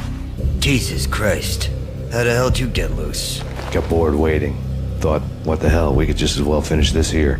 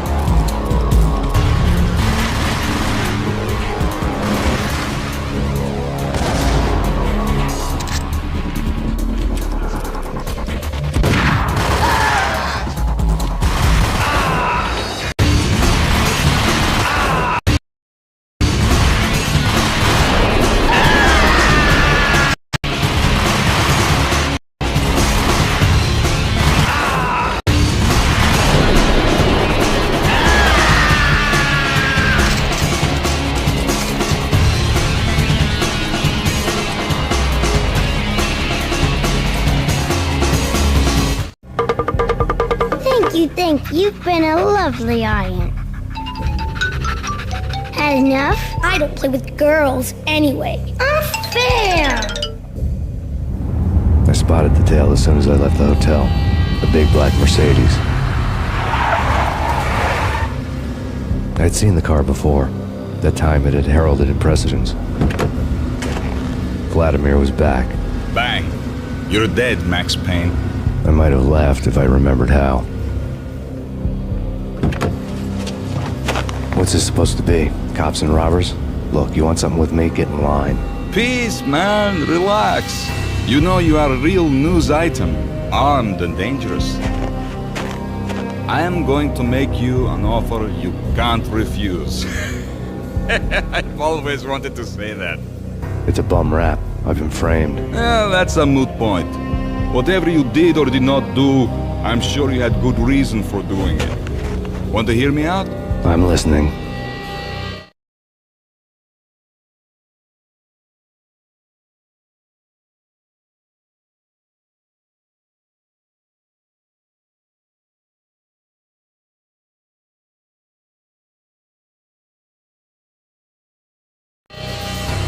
Punchinello messing with V is bad for business all around.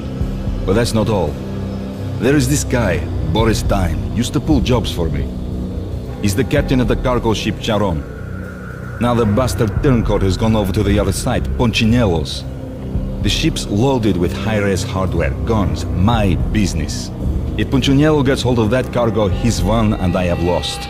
And you'll have your work cut out for you. If you want to get to Punchinello, you'll need heavy-duty persuaders. I am just the man to get them for you. Change the ship back under my flag, maybe pop 2 in the traitor Dime's head while you're at it. You'll get enough guns to start the apocalypse. You in or out? Let's get this show on the road.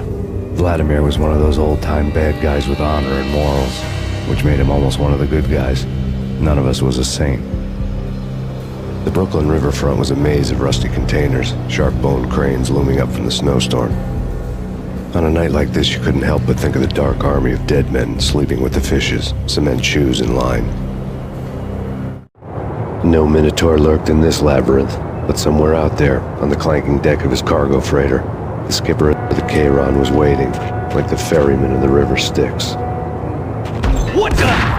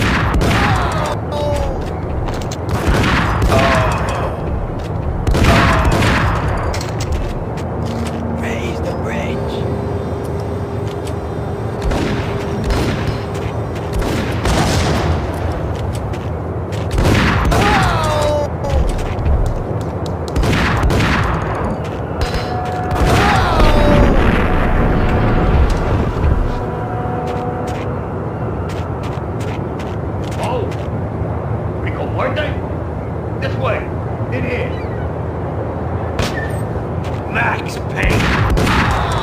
I doubted the letter was a receipt.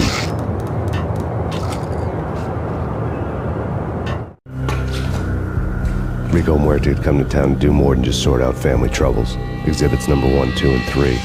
Briefcase of money, a sniper rifle, and an envelope with one word neatly printed on a folded piece of expensive paper. Mayor. It didn't sound like a mafia contract at all.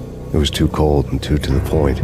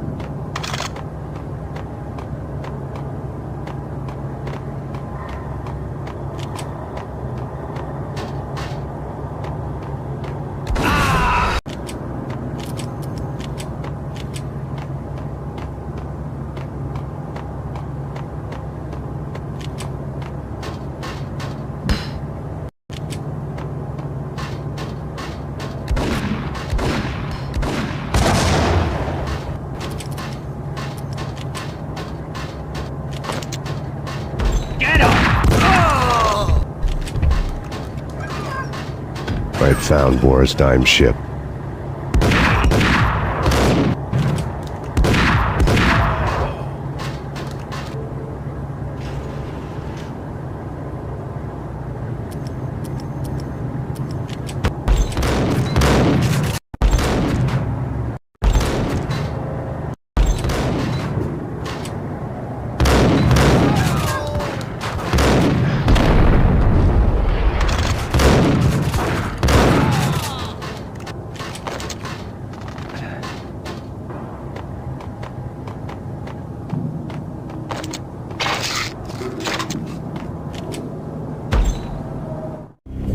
Rust had crept over the sides of the cargo steamer a long time ago.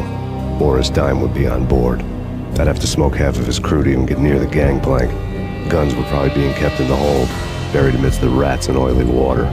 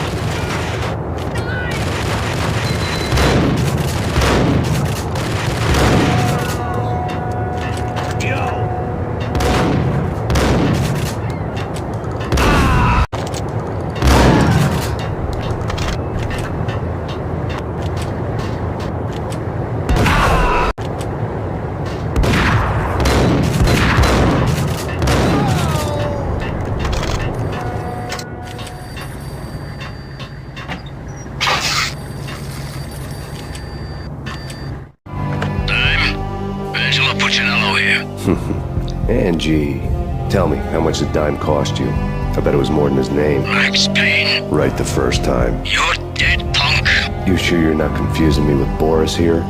But you are right, of course. Pretty soon we should get together and have a talk. You son of a... Pissing Punchinello off was a dangerous game, but when people get mad, they make mistakes. I should know. That's where I wanted Punchinello, mad enough to trip over his own feet, preferably into a grave.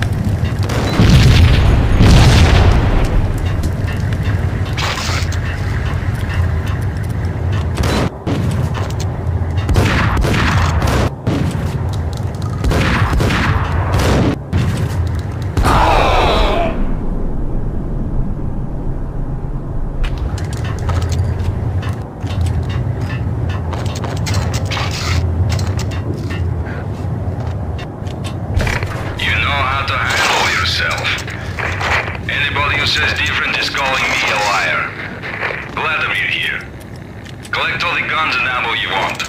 Meet me on the bridge afterwards.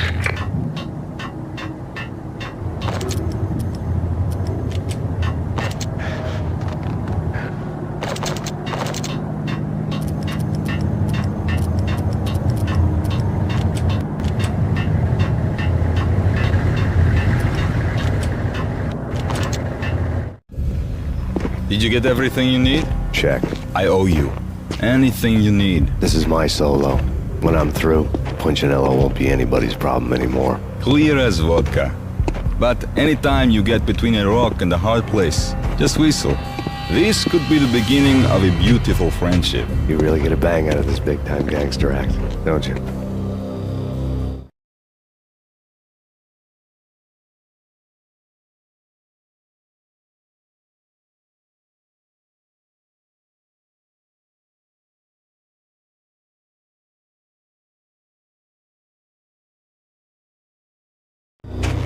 Even with all this firepower, I figured I couldn't get to Punchinello at his manor. I could only hope that he wouldn't pass a chance to hear me beg to see he's won. This is Max Payne. I want to cut a deal. Payne, you're a dead man. That's what everybody keeps telling me. I got your ship and her cargo. I want to meet. No pain, no gain. Capiche? You know my restaurant? Yeah, I know it. One out.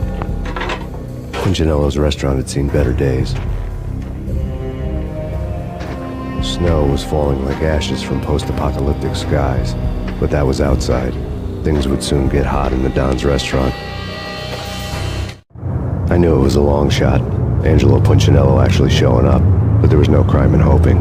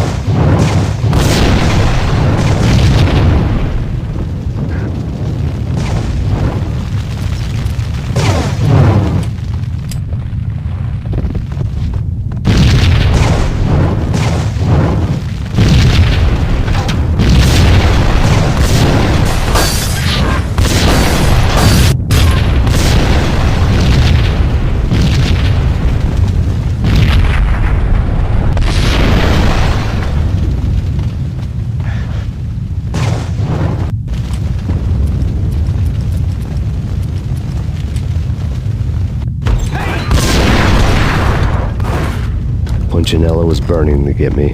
The feeling was mutual. He was trying to put out my flames with gasoline.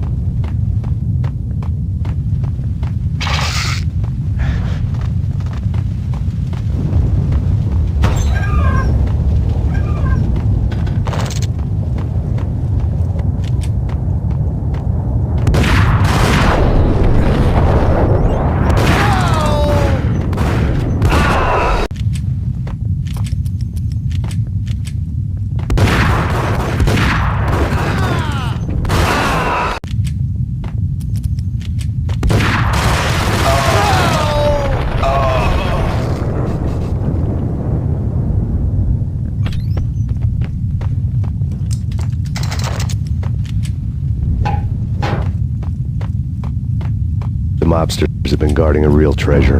The way out of this disco inferno. It's Payne!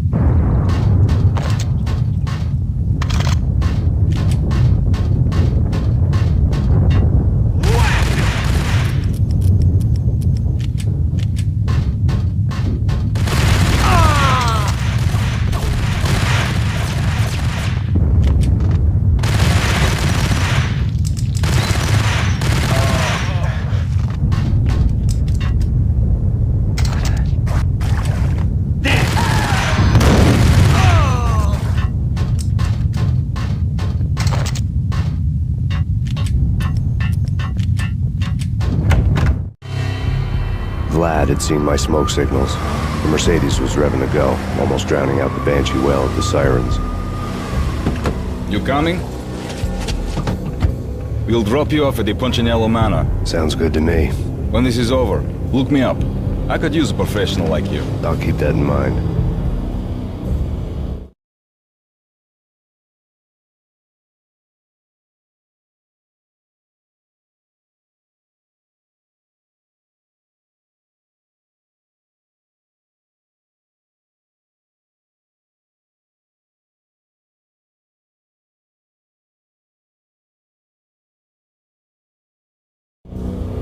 The night groaned with cold. The garden lights flickered nervously. In their light, the falling snow was dead white before the darkness ate it up. I had heard the stories. The trio were mad dogs. They'd have hung the heads of their enemies over the manor gates if the capo had only let them. Punchinello wanted Payne. He'd see the pain. The trick in my situation was that there was no trick, no matter what the movies tell you. No rules, no secret mantra, no roadmap. It wasn't about how smart or how good you were. It was chaos and luck, and anyone who thought different was a fool. All you could do was to hang on madly, as long and as hard as you could. Someone had graciously left the back door open for me and killed the guards. My money was on Mona.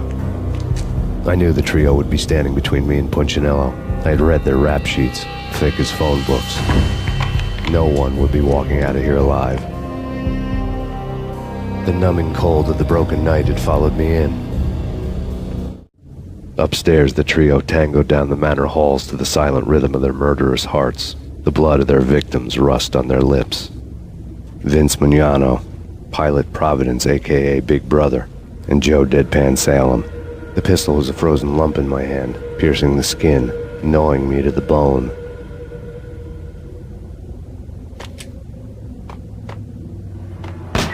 In death, the thug had been promoted to messenger. Someone hadn't enjoyed the Don's hospitality. Someone with a flair for the dramatic. Someone who had let herself out of a locked cell and past a couple of armed guards. My thoughts were on Mona again. I could only hope she was a good enough gambler to walk away while she was still winning, before she'd run into the trio.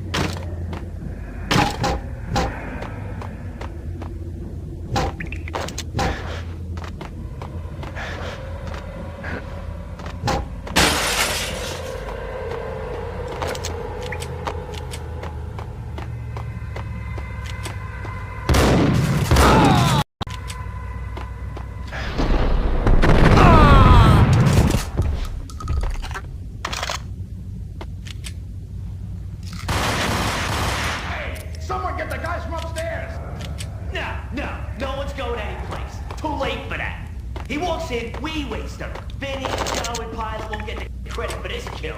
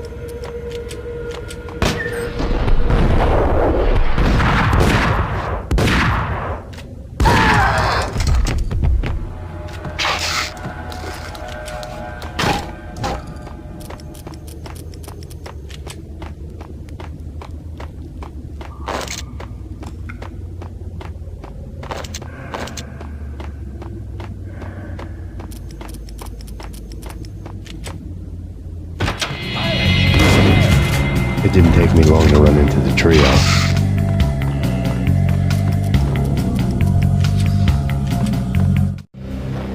The word on Lisa Puccinello was that she was a bit of a witch.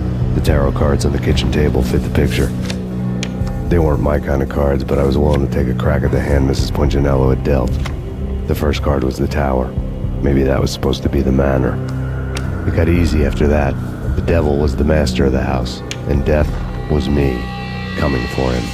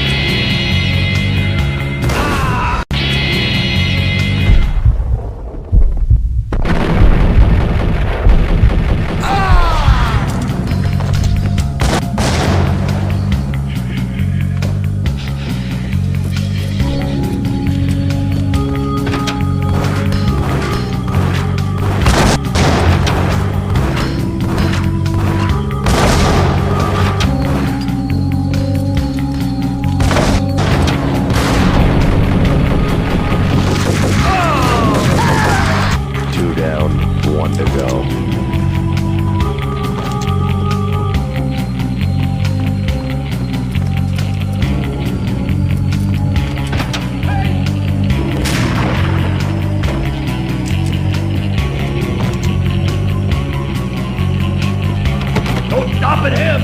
This way.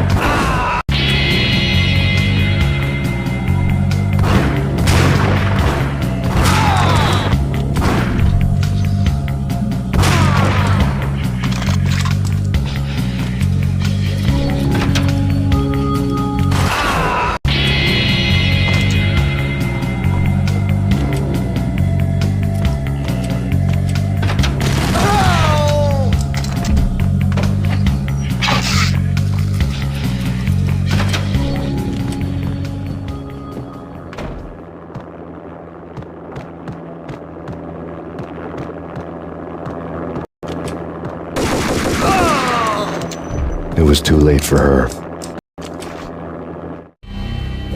You're a real angel, Max. I couldn't tell whether it was Mona or her sister. The body was a mess. The sick bastard had really gotten a kick out of it. Seeing her lying there got me thinking about another woman's body on another bed. Got me thinking about a fallen cradle.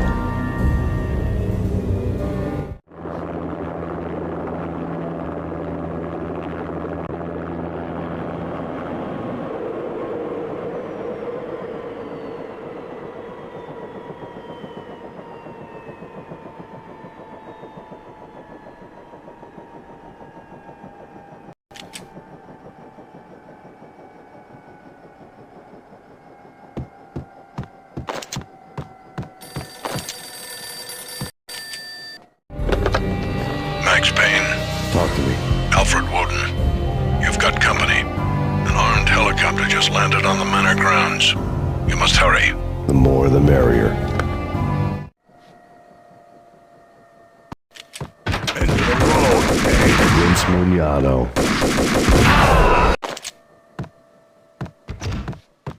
Into the road, Payne. Vince Mugnano.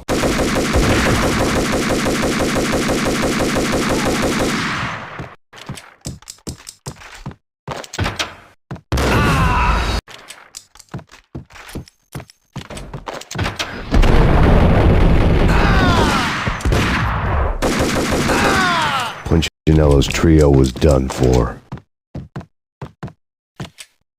Outside my door. Hurry. He's coming for me. You gotta hurry. Please. I could hear Punchinello on the phone begging for help. He should have been saying his goodbyes. Punchinello was a pushover. The moment I stepped into the room, he folded like a deuce before a royal flush. No, wait. I was just doing what I was told. I couldn't refuse. She's someone high up. Government, maybe. I don't know. He was trying to buy more sand for his hourglass. I wasn't selling any. No, I told him not to.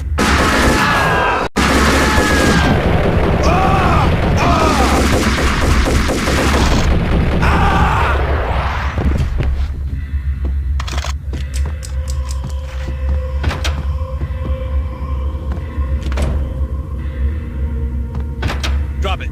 Don't move. Game over, Max Payne. I could tell when I was outgunned. It was time to take another beating. The mystery witch was a real barracuda. Trouble on dagger heels, a smoking assault rifle in her hand, and an army of killer suits behind her. How sweet. I get to kill two birds with one stone. Sooner or later, it was going to catch up with you. Mr. Payne, it's time to show you the benefits of my brew. Be a good boy now. You'd find that Lady Luck was really a hooker. You were fresh out of cash.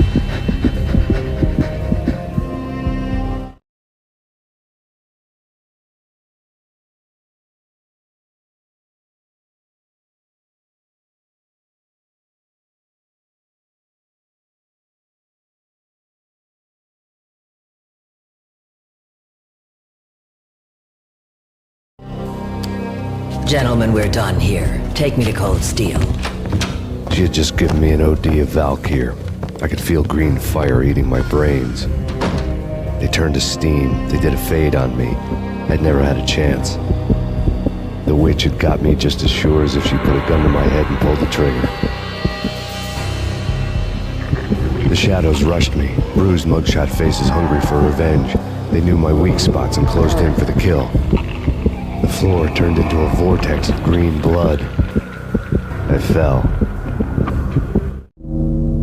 The flesh of fallen angels.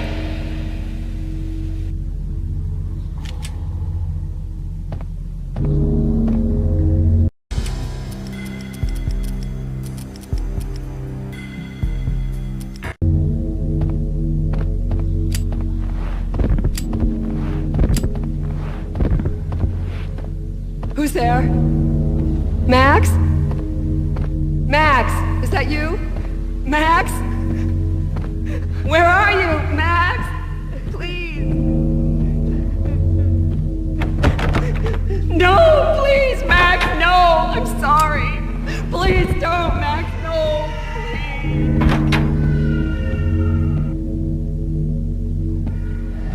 Max? Where are you, Max? Please.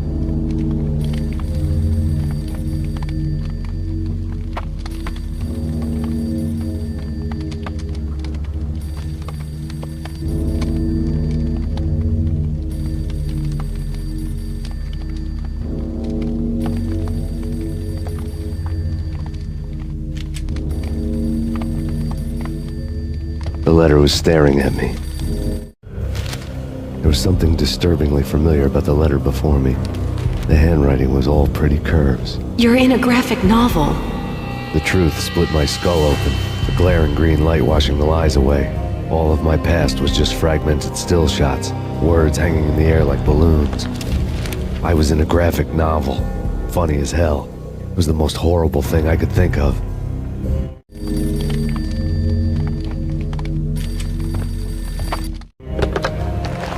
Shiny stuff, and dreams are made of stooped necromancers. He sings like a banana wrist, having strayed too close to the constellations on their shaved skulls. There was a bad line in a prank call. Someone spouting insane babble. I couldn't make sense of it. But I had an overwhelming sense of deja vu. The caller's voice sounded oddly familiar.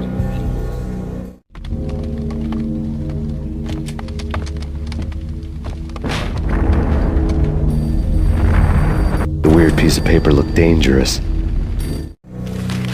There was something disturbingly familiar about the letter before me. The handwriting was all pretty curves. You're in a computer game, Max. The truth was a burning green crack through my brain, weapon statistics hanging in the air, glimpsed out of the corner of my eye, endless repetition of the act of shooting, time slowing down to show off my moves, the paranoid feel of someone controlling my every step. I was in a computer game. Funny as hell, it was the most horrible thing I could think of.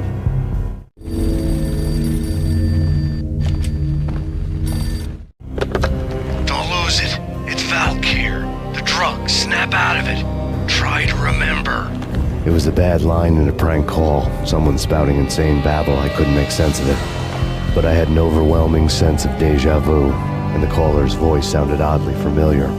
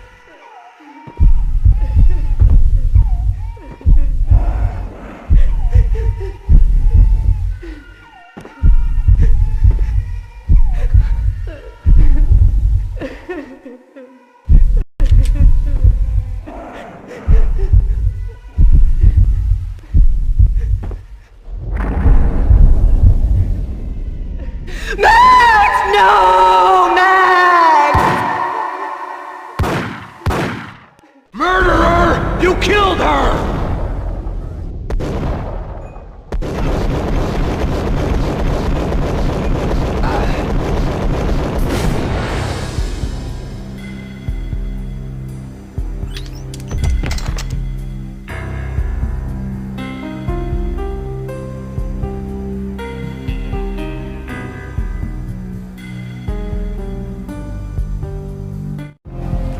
Max, something happened at the office today.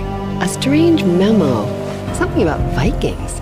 Honey, I gotta run. You can tell me all about it this evening. Have a nice day, darling. The bullet holes were rubies on her chest, blood glowing on her ivory skin. She was so beautiful. The killer was smiling. The flesh of fallen angels.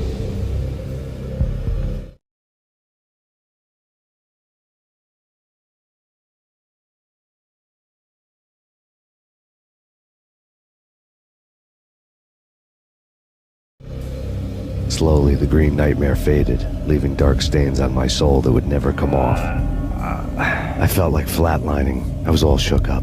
I woke up in a cold sweat, sick and tired to the bone, lying in a puddle of my own puke. The hag had said take me to Cold Steel before it had all gone crazy. It was a clue, the only one I had.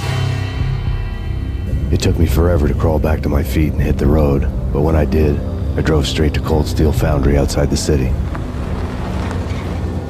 There was a whole lot of action around the place for a freezing winter night. Trucks coming and going, men running. I had the drop on the mystery witch. She thought I was dead. I was on her blind side. I was going in.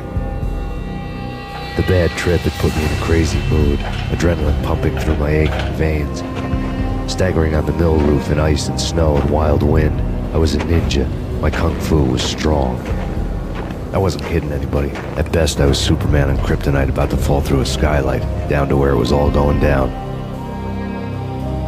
A half-abandoned industrial area in the middle of nowhere. The factory was a perfect front for any number of illegal activities.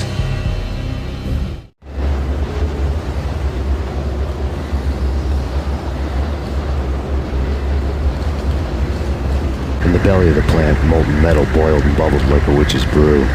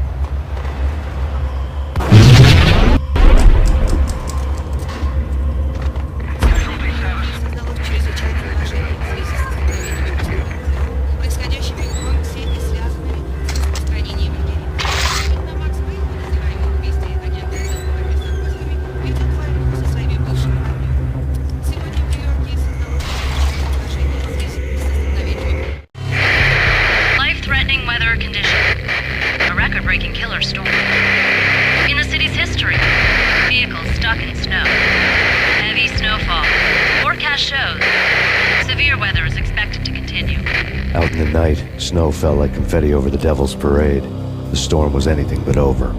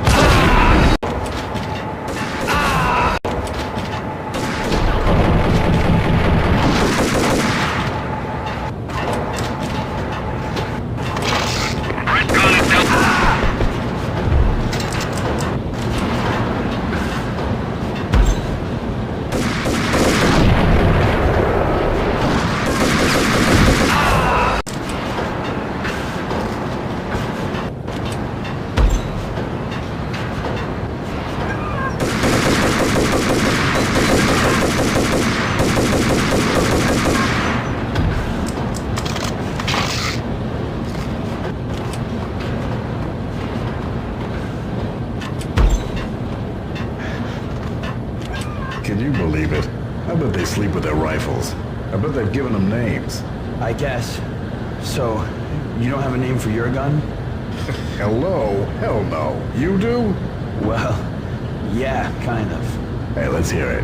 Well, I call it Dick Justice. I rest my case.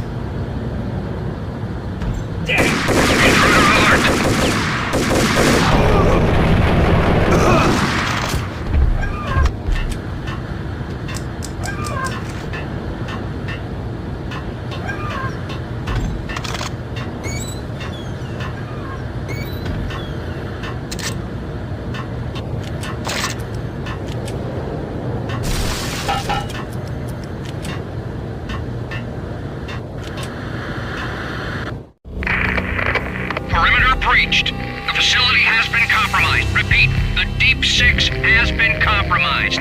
Initiate Operation Deadeye. The walkie-talkie military lingo could mean only one thing. They were getting ready to destroy the evidence and vanish into the night. I was so close. The hidden truths were just around the corner.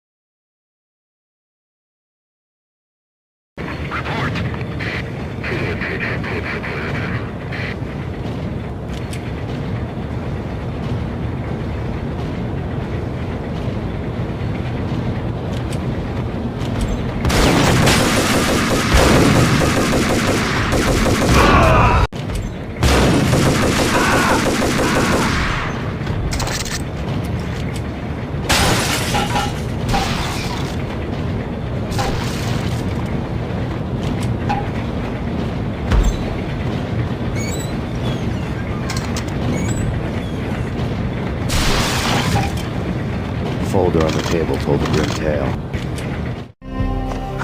The mercenaries were running a tight operation, paperwork and all. Merchandise missing again. A chemist had tried to smuggle it out for his own private party. Locked him up in cell B7 in D6's old test facility to wait for proper processing. I was close enough to hear the secrets, just beyond the next doorway.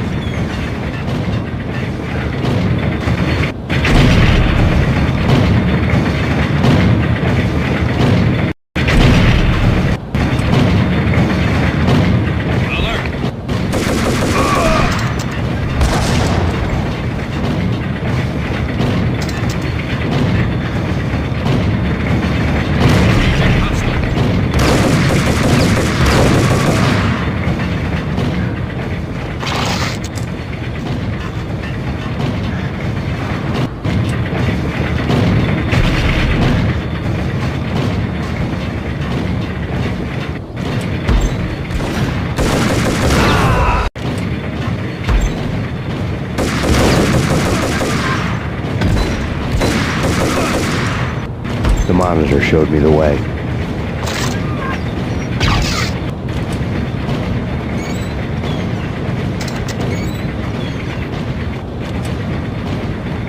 Processing diagrams filled the control room screens, all but one.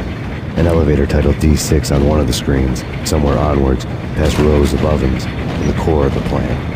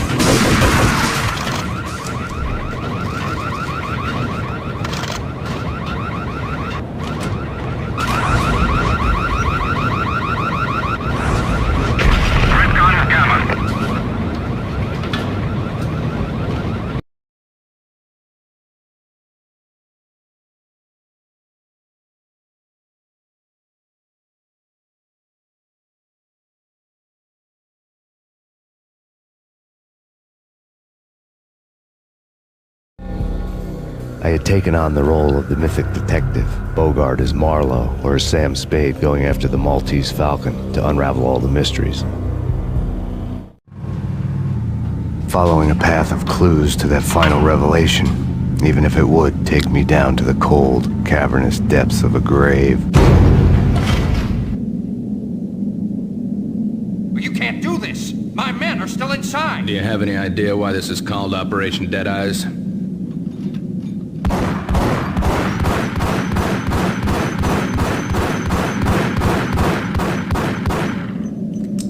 I think he's dead already. Let's do it.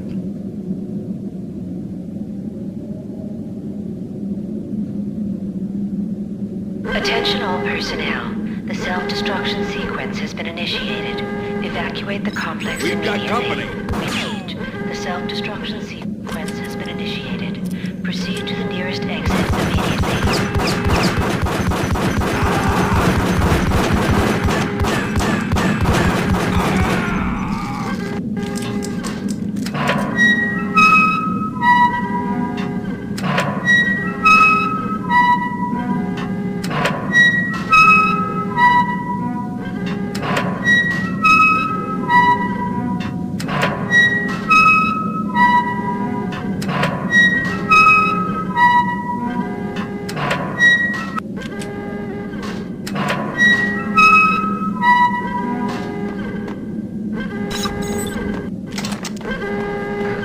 I had seen the logo on the floor before.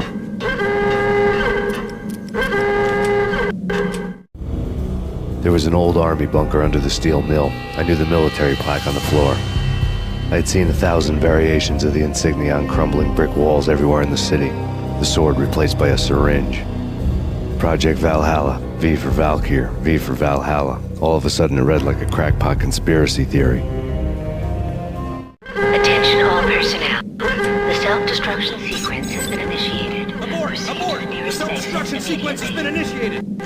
Get the hell out of here! The place is gonna blow!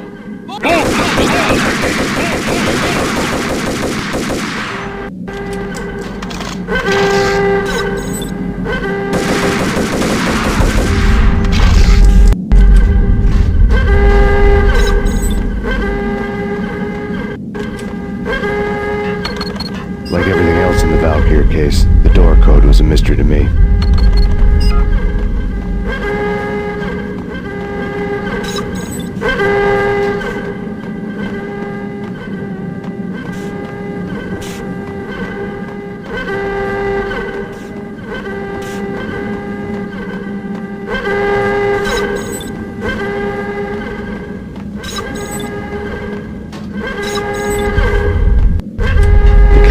Using the workstation when he died. The half-life of the lab rat had ended online, his password blinking on the screen. 665, neighbor of the beast.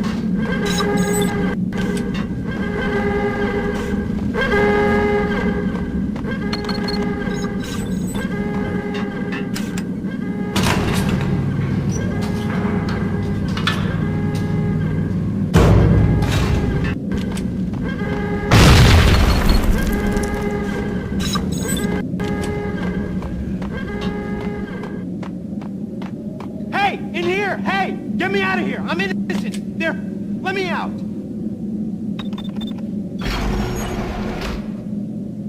Thanks! I thought I was gonna die in there for sure. I need you to get me through the decontamination chamber airlock. You're crazy! No way! The place is blowing up, for Christ's sakes! Either that or back to the cell. Your choice. Okay, I'll do it! I'll do it!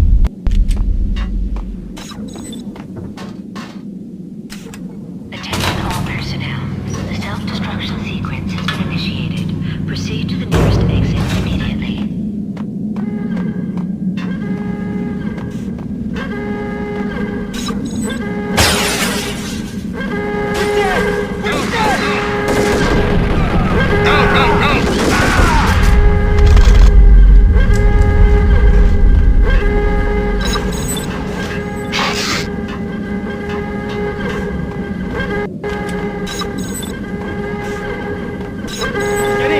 Punch you through. After this, you can go. You're a free man.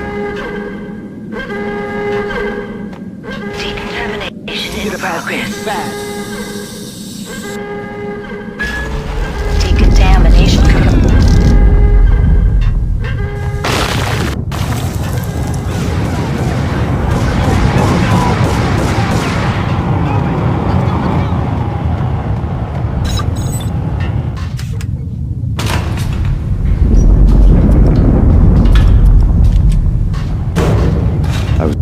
middle of the deadly web that was the... Caught in the middle of the deadly web that was the Valkyr case. Caught in the middle of the deadly web that was the Valkyr case.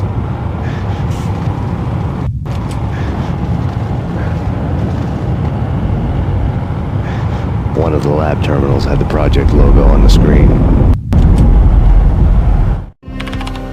Top secret. Project Valhalla. U.S. Army. Yggdrasil Network. Valhalla. The otherworldly place in Norse mythology where the bravest heroes spent their afterlife feasting and fighting forever, their wounds miraculously healed night after night. Valkyr, the maidens who chose the most courageous Viking warriors and carried them to Valhalla. 1991. The research objective is to create a chemical substance to enhance the stamina and morale of infantry troops. 1995. Results unsatisfactory. Project canceled. Someone had decided to continue the sick experiment unauthorized. Project compromised. Data leak. Fix the damage by any means necessary. Security clearance red. Authorized by the project lead. Field test. Double the dosage for all the remaining test subjects. Observe and record the subject's behavior in an urban setting. The drop-off point was my old address in New Jersey. The file dated 3 years ago. Just when you thought you had reached the deepest depths of horror, it suddenly got worse. How to turn off that small voice inside your head that started to whisper that you should be glad that now, if not before, your revenge was justifiable on any conceivable moral scale. That small voice proved, beyond any doubt, that I was damned. The dagger-heeled woman had come and gone a long time ago. There was nothing more for me here. The bunker's name was acting as a self-fulfilling prophecy.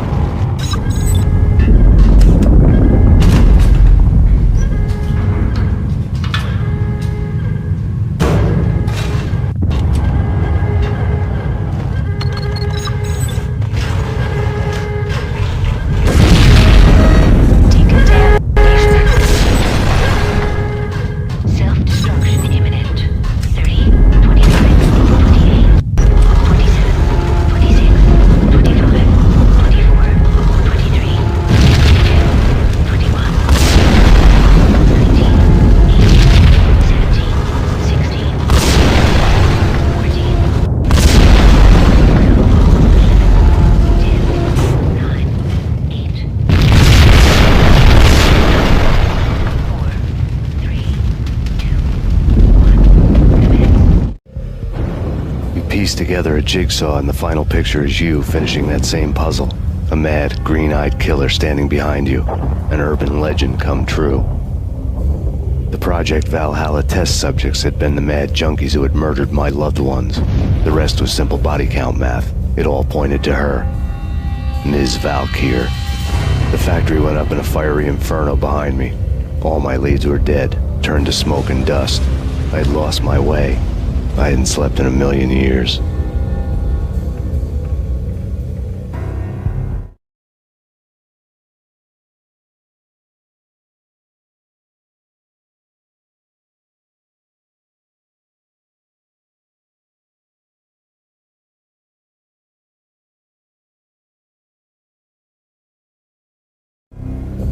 I felt thin as death.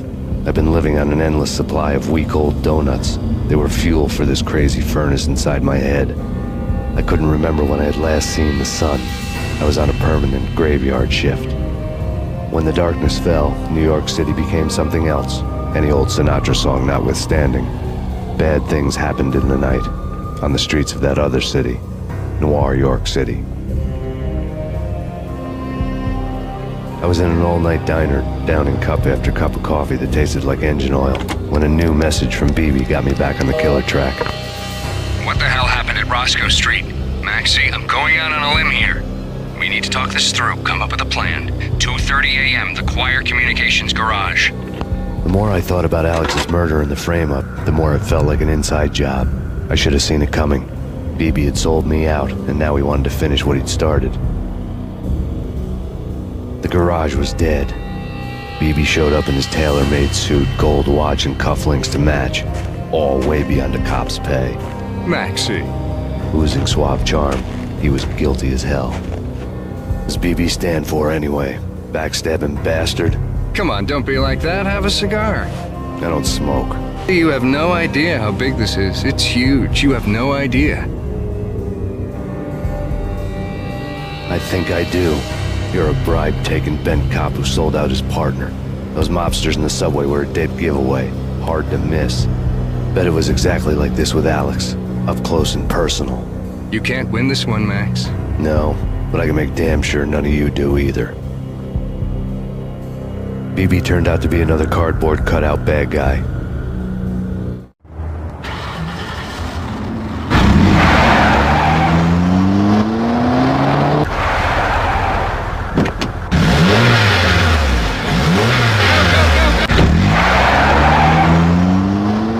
A bad cop on the take. A cowardly right-hand man fleeing from the scene, leaving his paid thugs to do his dirty work.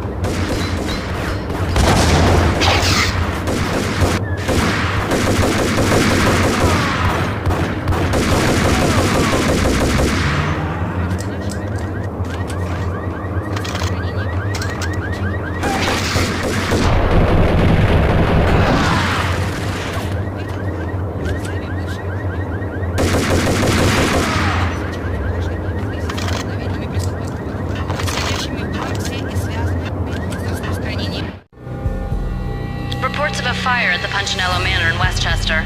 The manor is the home of Angelo Punchinello, the alleged head of the Punchinello crime family. The police are now saying, contrary to their earlier statements, that Max Payne is still alive and at large. He continues his vendetta against the Mafia, of which this last act of arson is attributed to. I had no recollection of setting any fires, but I did remember the flames.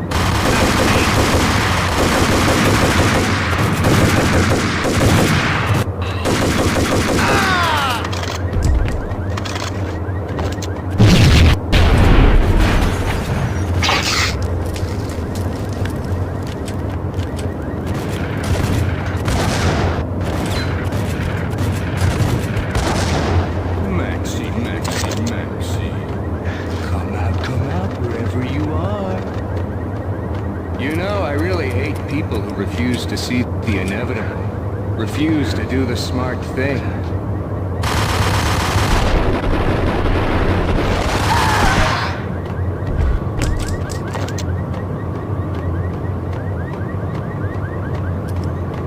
The payphone started to ring.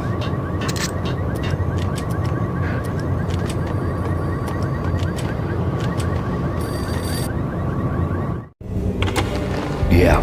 Thanks, Payne. Whatever does it for you. This is Alfred Wooden. I can give you the name of your enemy. Come to the Asgard building presently. We are expecting you.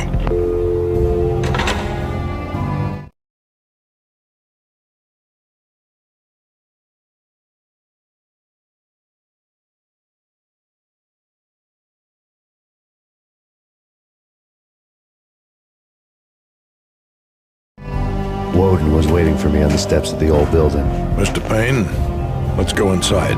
The others are anxious to begin. The others? Despite the general misconception, this building actually predates the City Hall by 2 years, thus being the oldest municipal building still in use here at the foot of the Brooklyn Bridge. No kidding.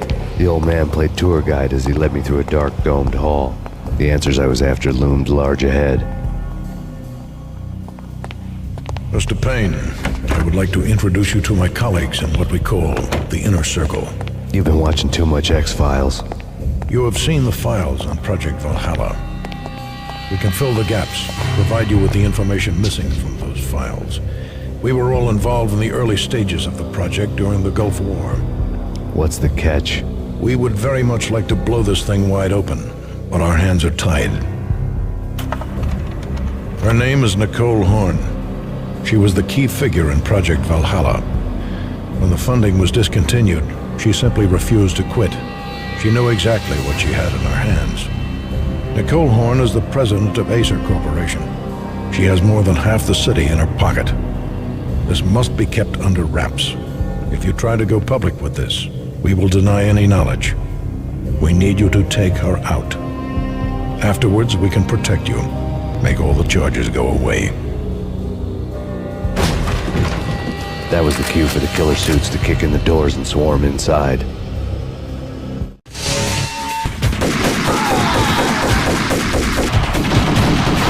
was an impressive floor show, but I decided to leave early anyway. It was only a one-story fall. Lucky me.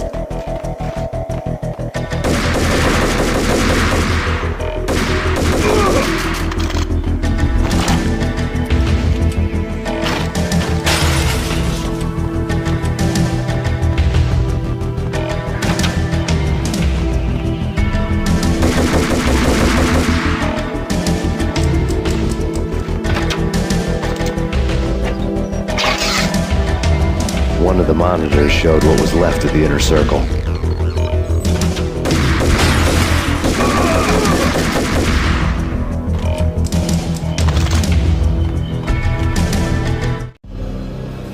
On screen, the so-called corpse of Alfred Woden stood up, miraculously waking from his dirt nap, looking smug among his dead pals.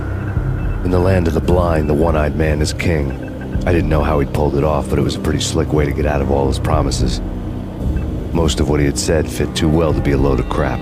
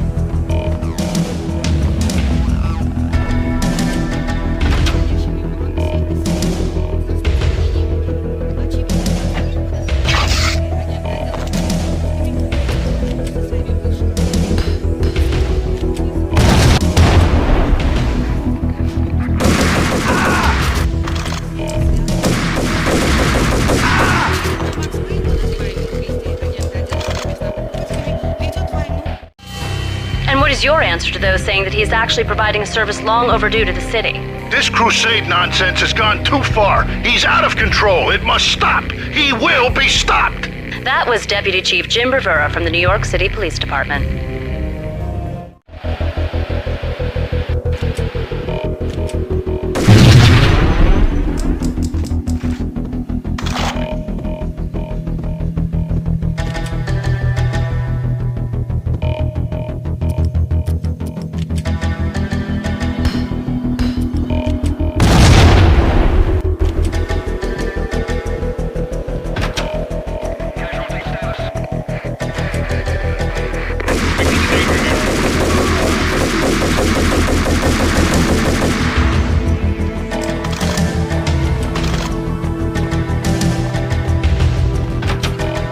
A videotape lay on the desk.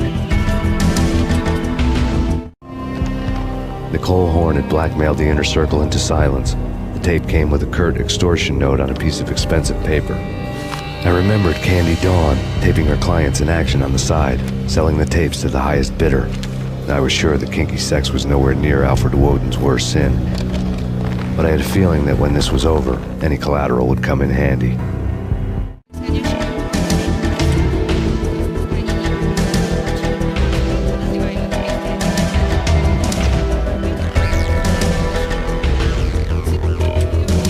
Woden had left me a present. Woden had taken care of my mission preps with military precision. The critical areas in the Acer Corporation headquarters blueprints were circled in red. The president's office was at the top of the building, right below her penthouse suite. The elevators were controlled by a security computer, part of the mainframe located underground below the building. The high-rise was sealed as tight as a sci-fi fortress.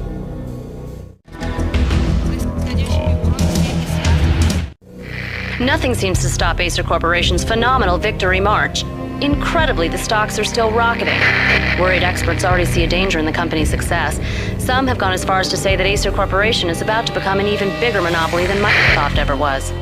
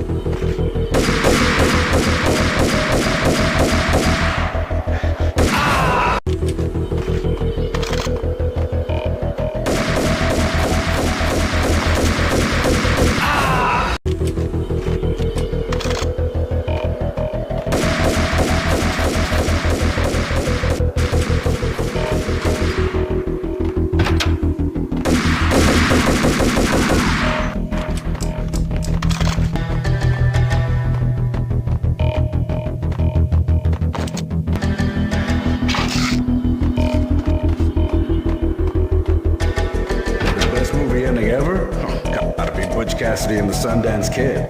A hero's end, going out with guns blazing. Never heard of it? No?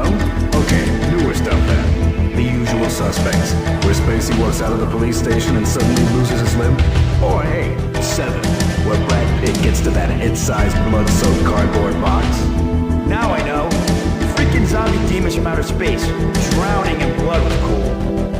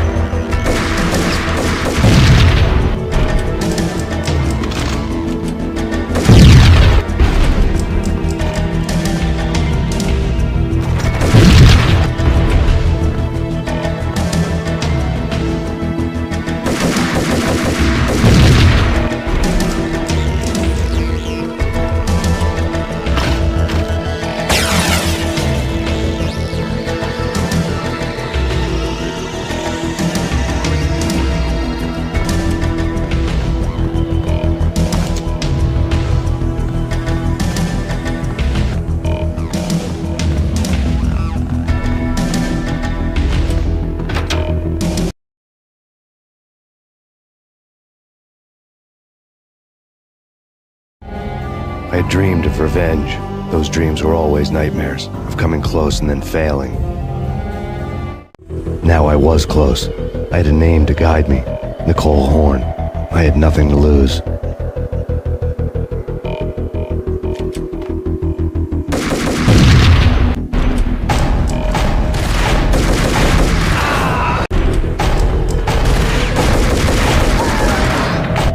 The Inner Circle had quite a track record.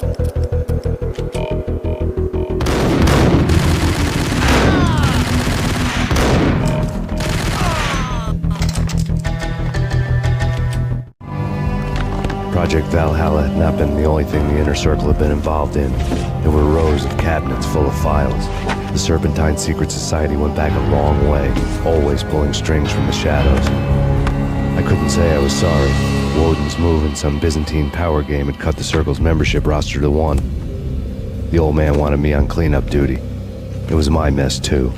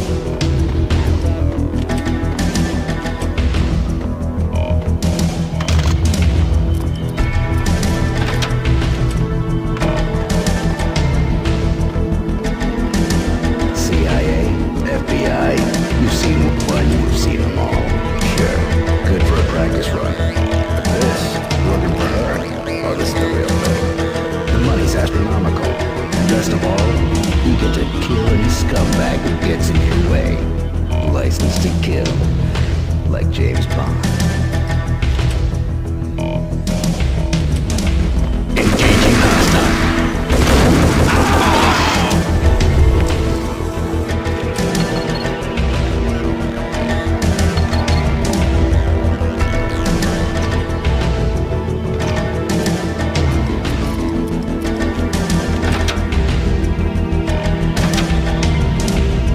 Take him down. Shoot to kill. Let's finish this.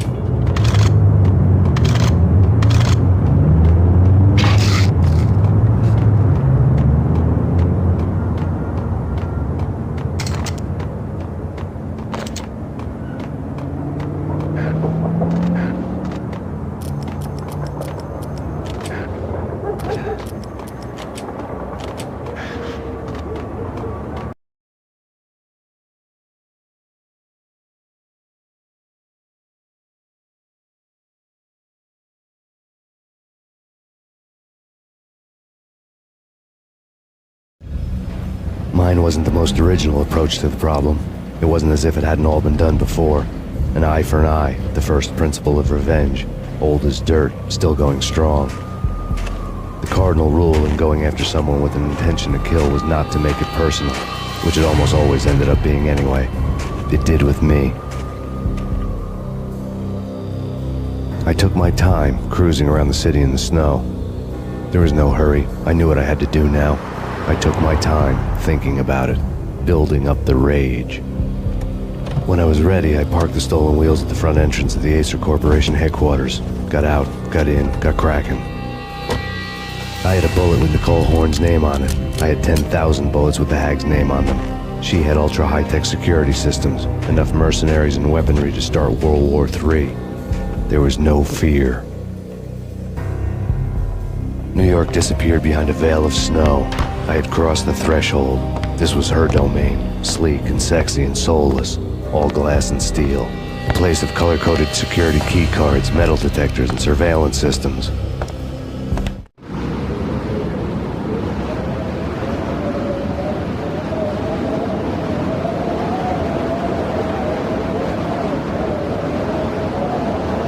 Colder than a walk-in fridge. Cold as a gun.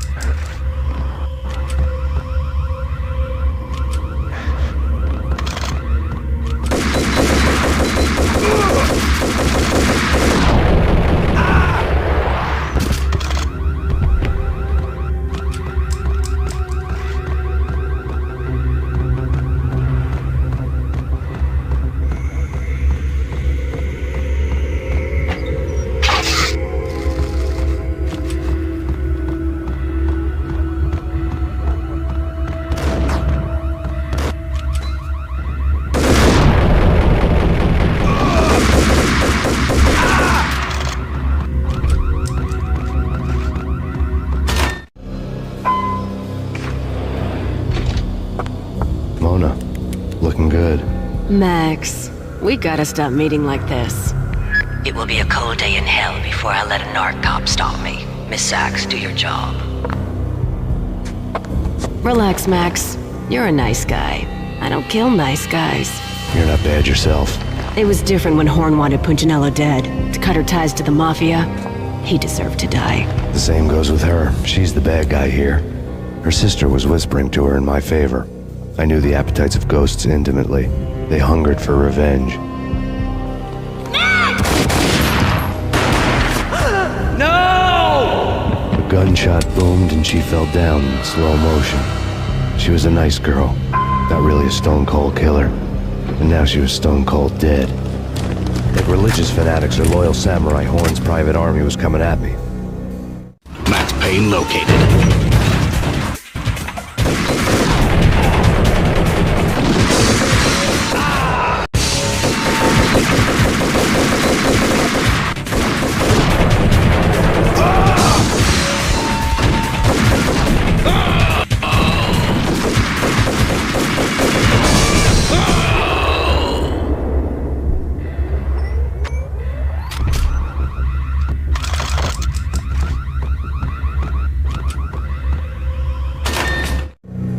When the elevator came back down, Mona was gone. There was a lot of blood, but no body. Something clicked for the final time. My mind had never been so clear, as if somewhere high above the storm clouds were already gone, cold stars blazing from the black skies.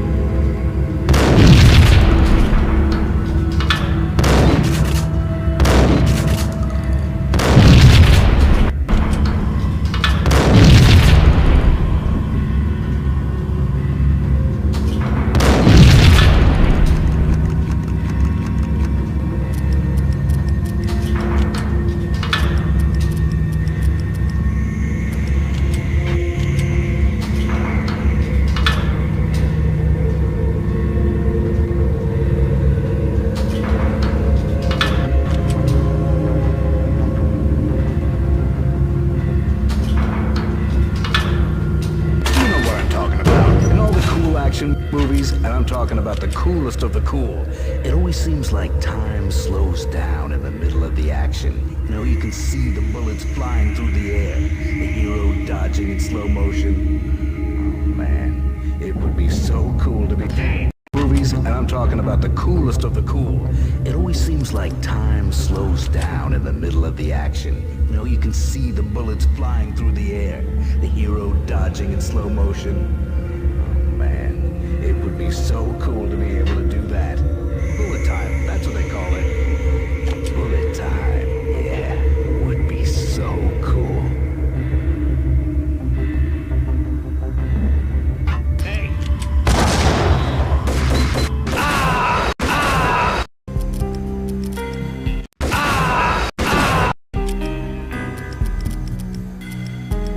Bullet time, yeah, would be so cool. Yo!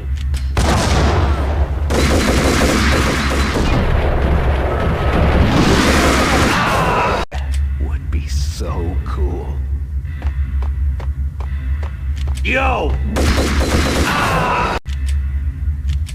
Damn!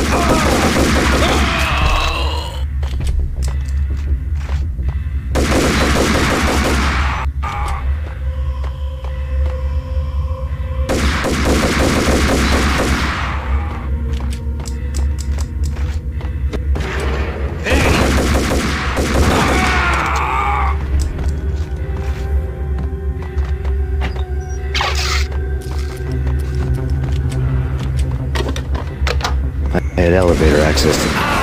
had elevator access to the mainframe. From there, I'd be able to override the security locks and get to her office.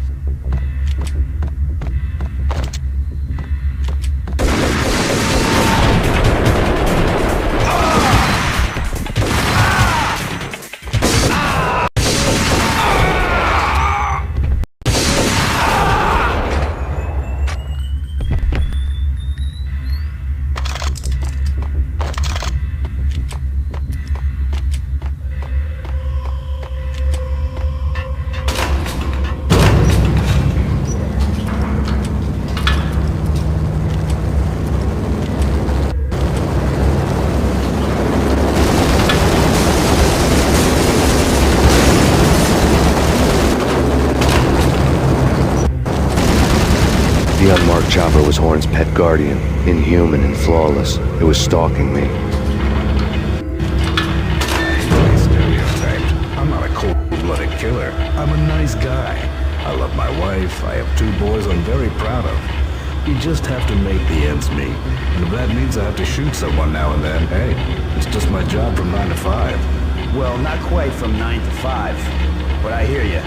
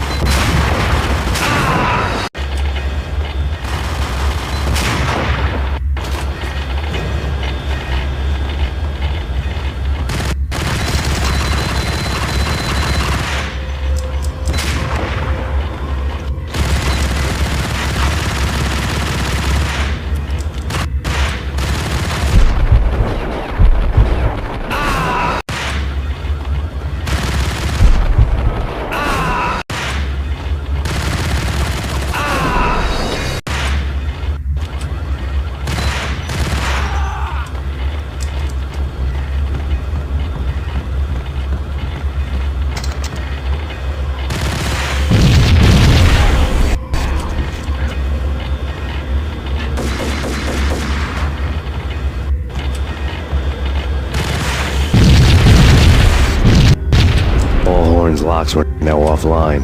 All bets were off. The elevator would take me all the way up.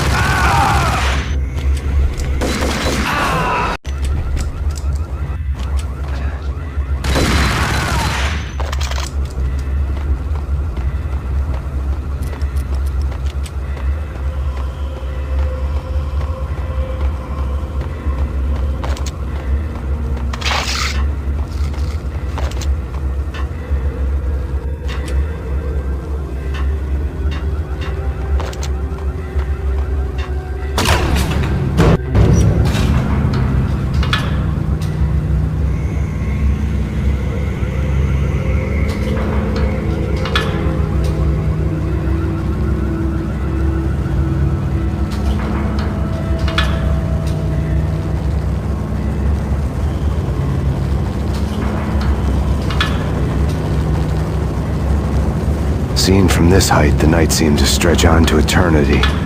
A hint of desperation had crept into the snowstorm, as if it was trying to get it all out before the end.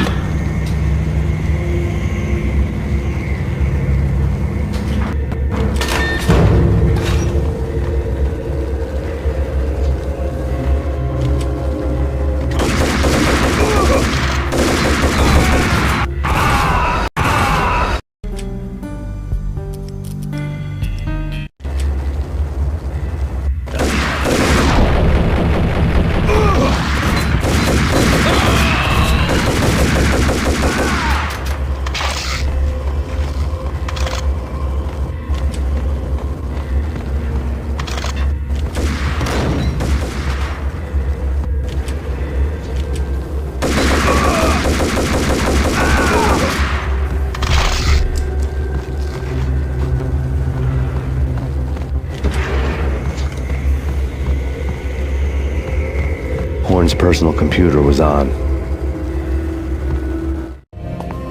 Next to the printer was a neat stack of expensive paper. Hacking through Horn's computer would have unearthed files of criminal plans, strategies for world domination, spy helicopter reports, illegal wiretap recordings, internet porno, all of the above. Take your pick. I really didn't care anymore. I had seen too much of it already.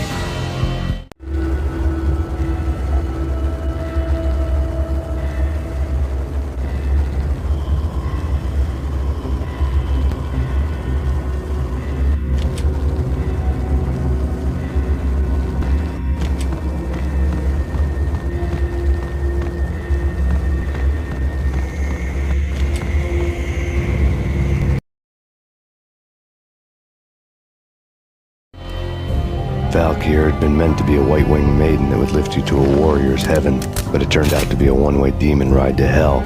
The devil was in the drug. I knew. I had met him.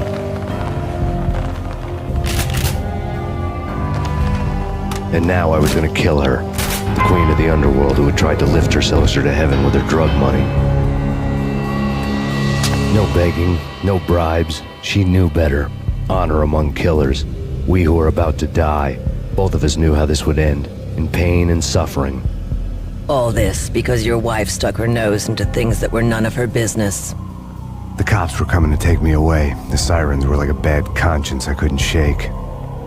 It's ridiculous you've made it this far. You won't be alive when they get here.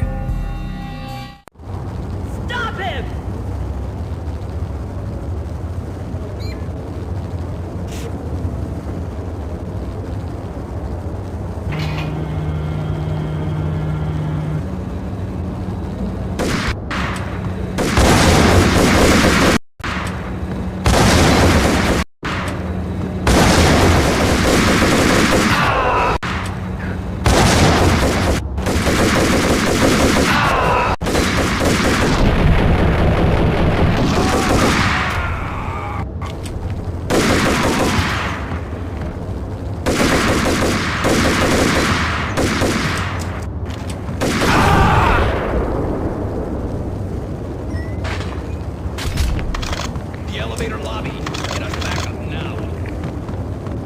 Max Payne, this is futile. A waste of time. The deaths of your wife and daughter were necessary. Inevitable. It is done. You cannot bring them back. Nothing you do will make it any better.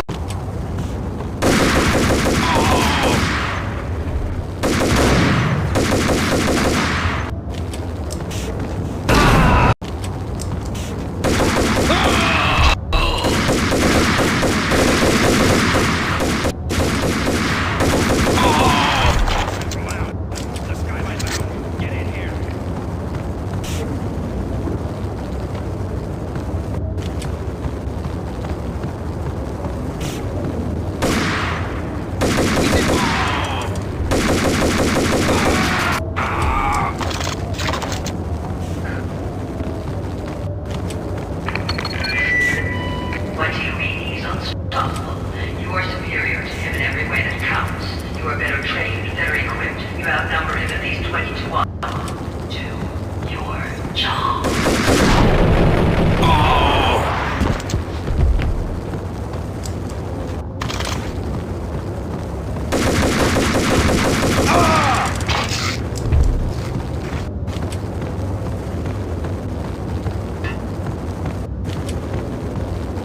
a step further.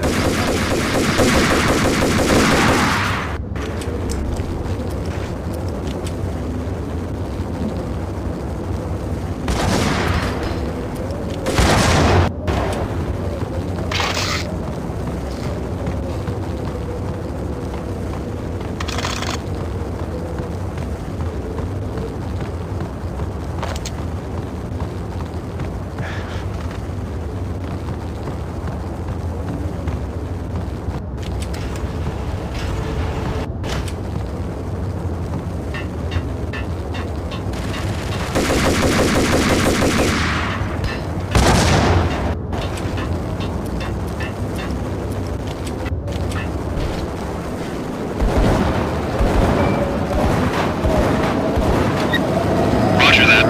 Attempting to land now. It's gonna be tricky.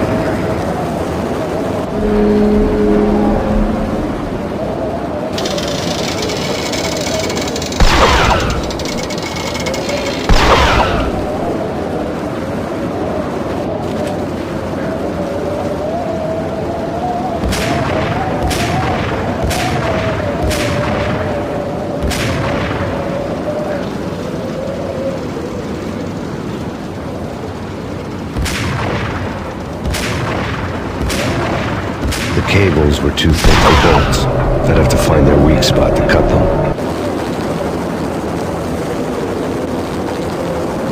She's on board. We're out of here as soon as the wind dies down. Don't like the look of that mast.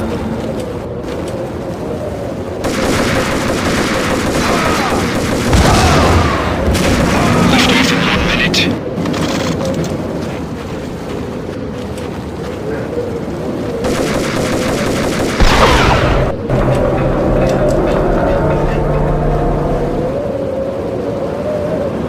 Lift off in 45 seconds.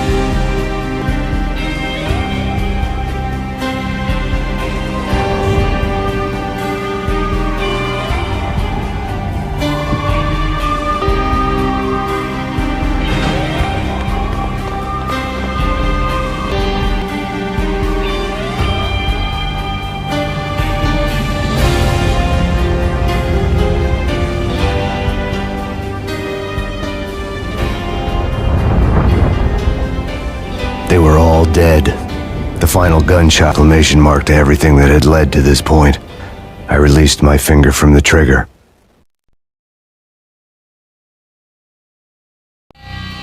And then it was all over.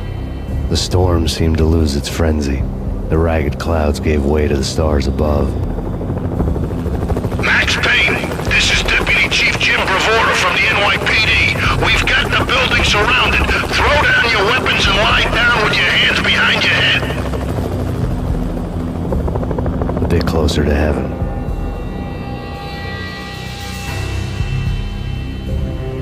The cops' voices were distant and muted. Freeze! NYPD! Hold it right there! My ghosts released me from their haunting. Down below, New York City glittered like diamonds on black velvet. You gave us one hell of a ride. Take him down to Central Booking. You heard the man. Woden was there in the crowd, standing by the sidelines. It wouldn't be over till the man with the patch would say so. He'd say the right words. I knew he would. He'd better. Woden grinned smugly. It was the grin of a winner. That made two of us.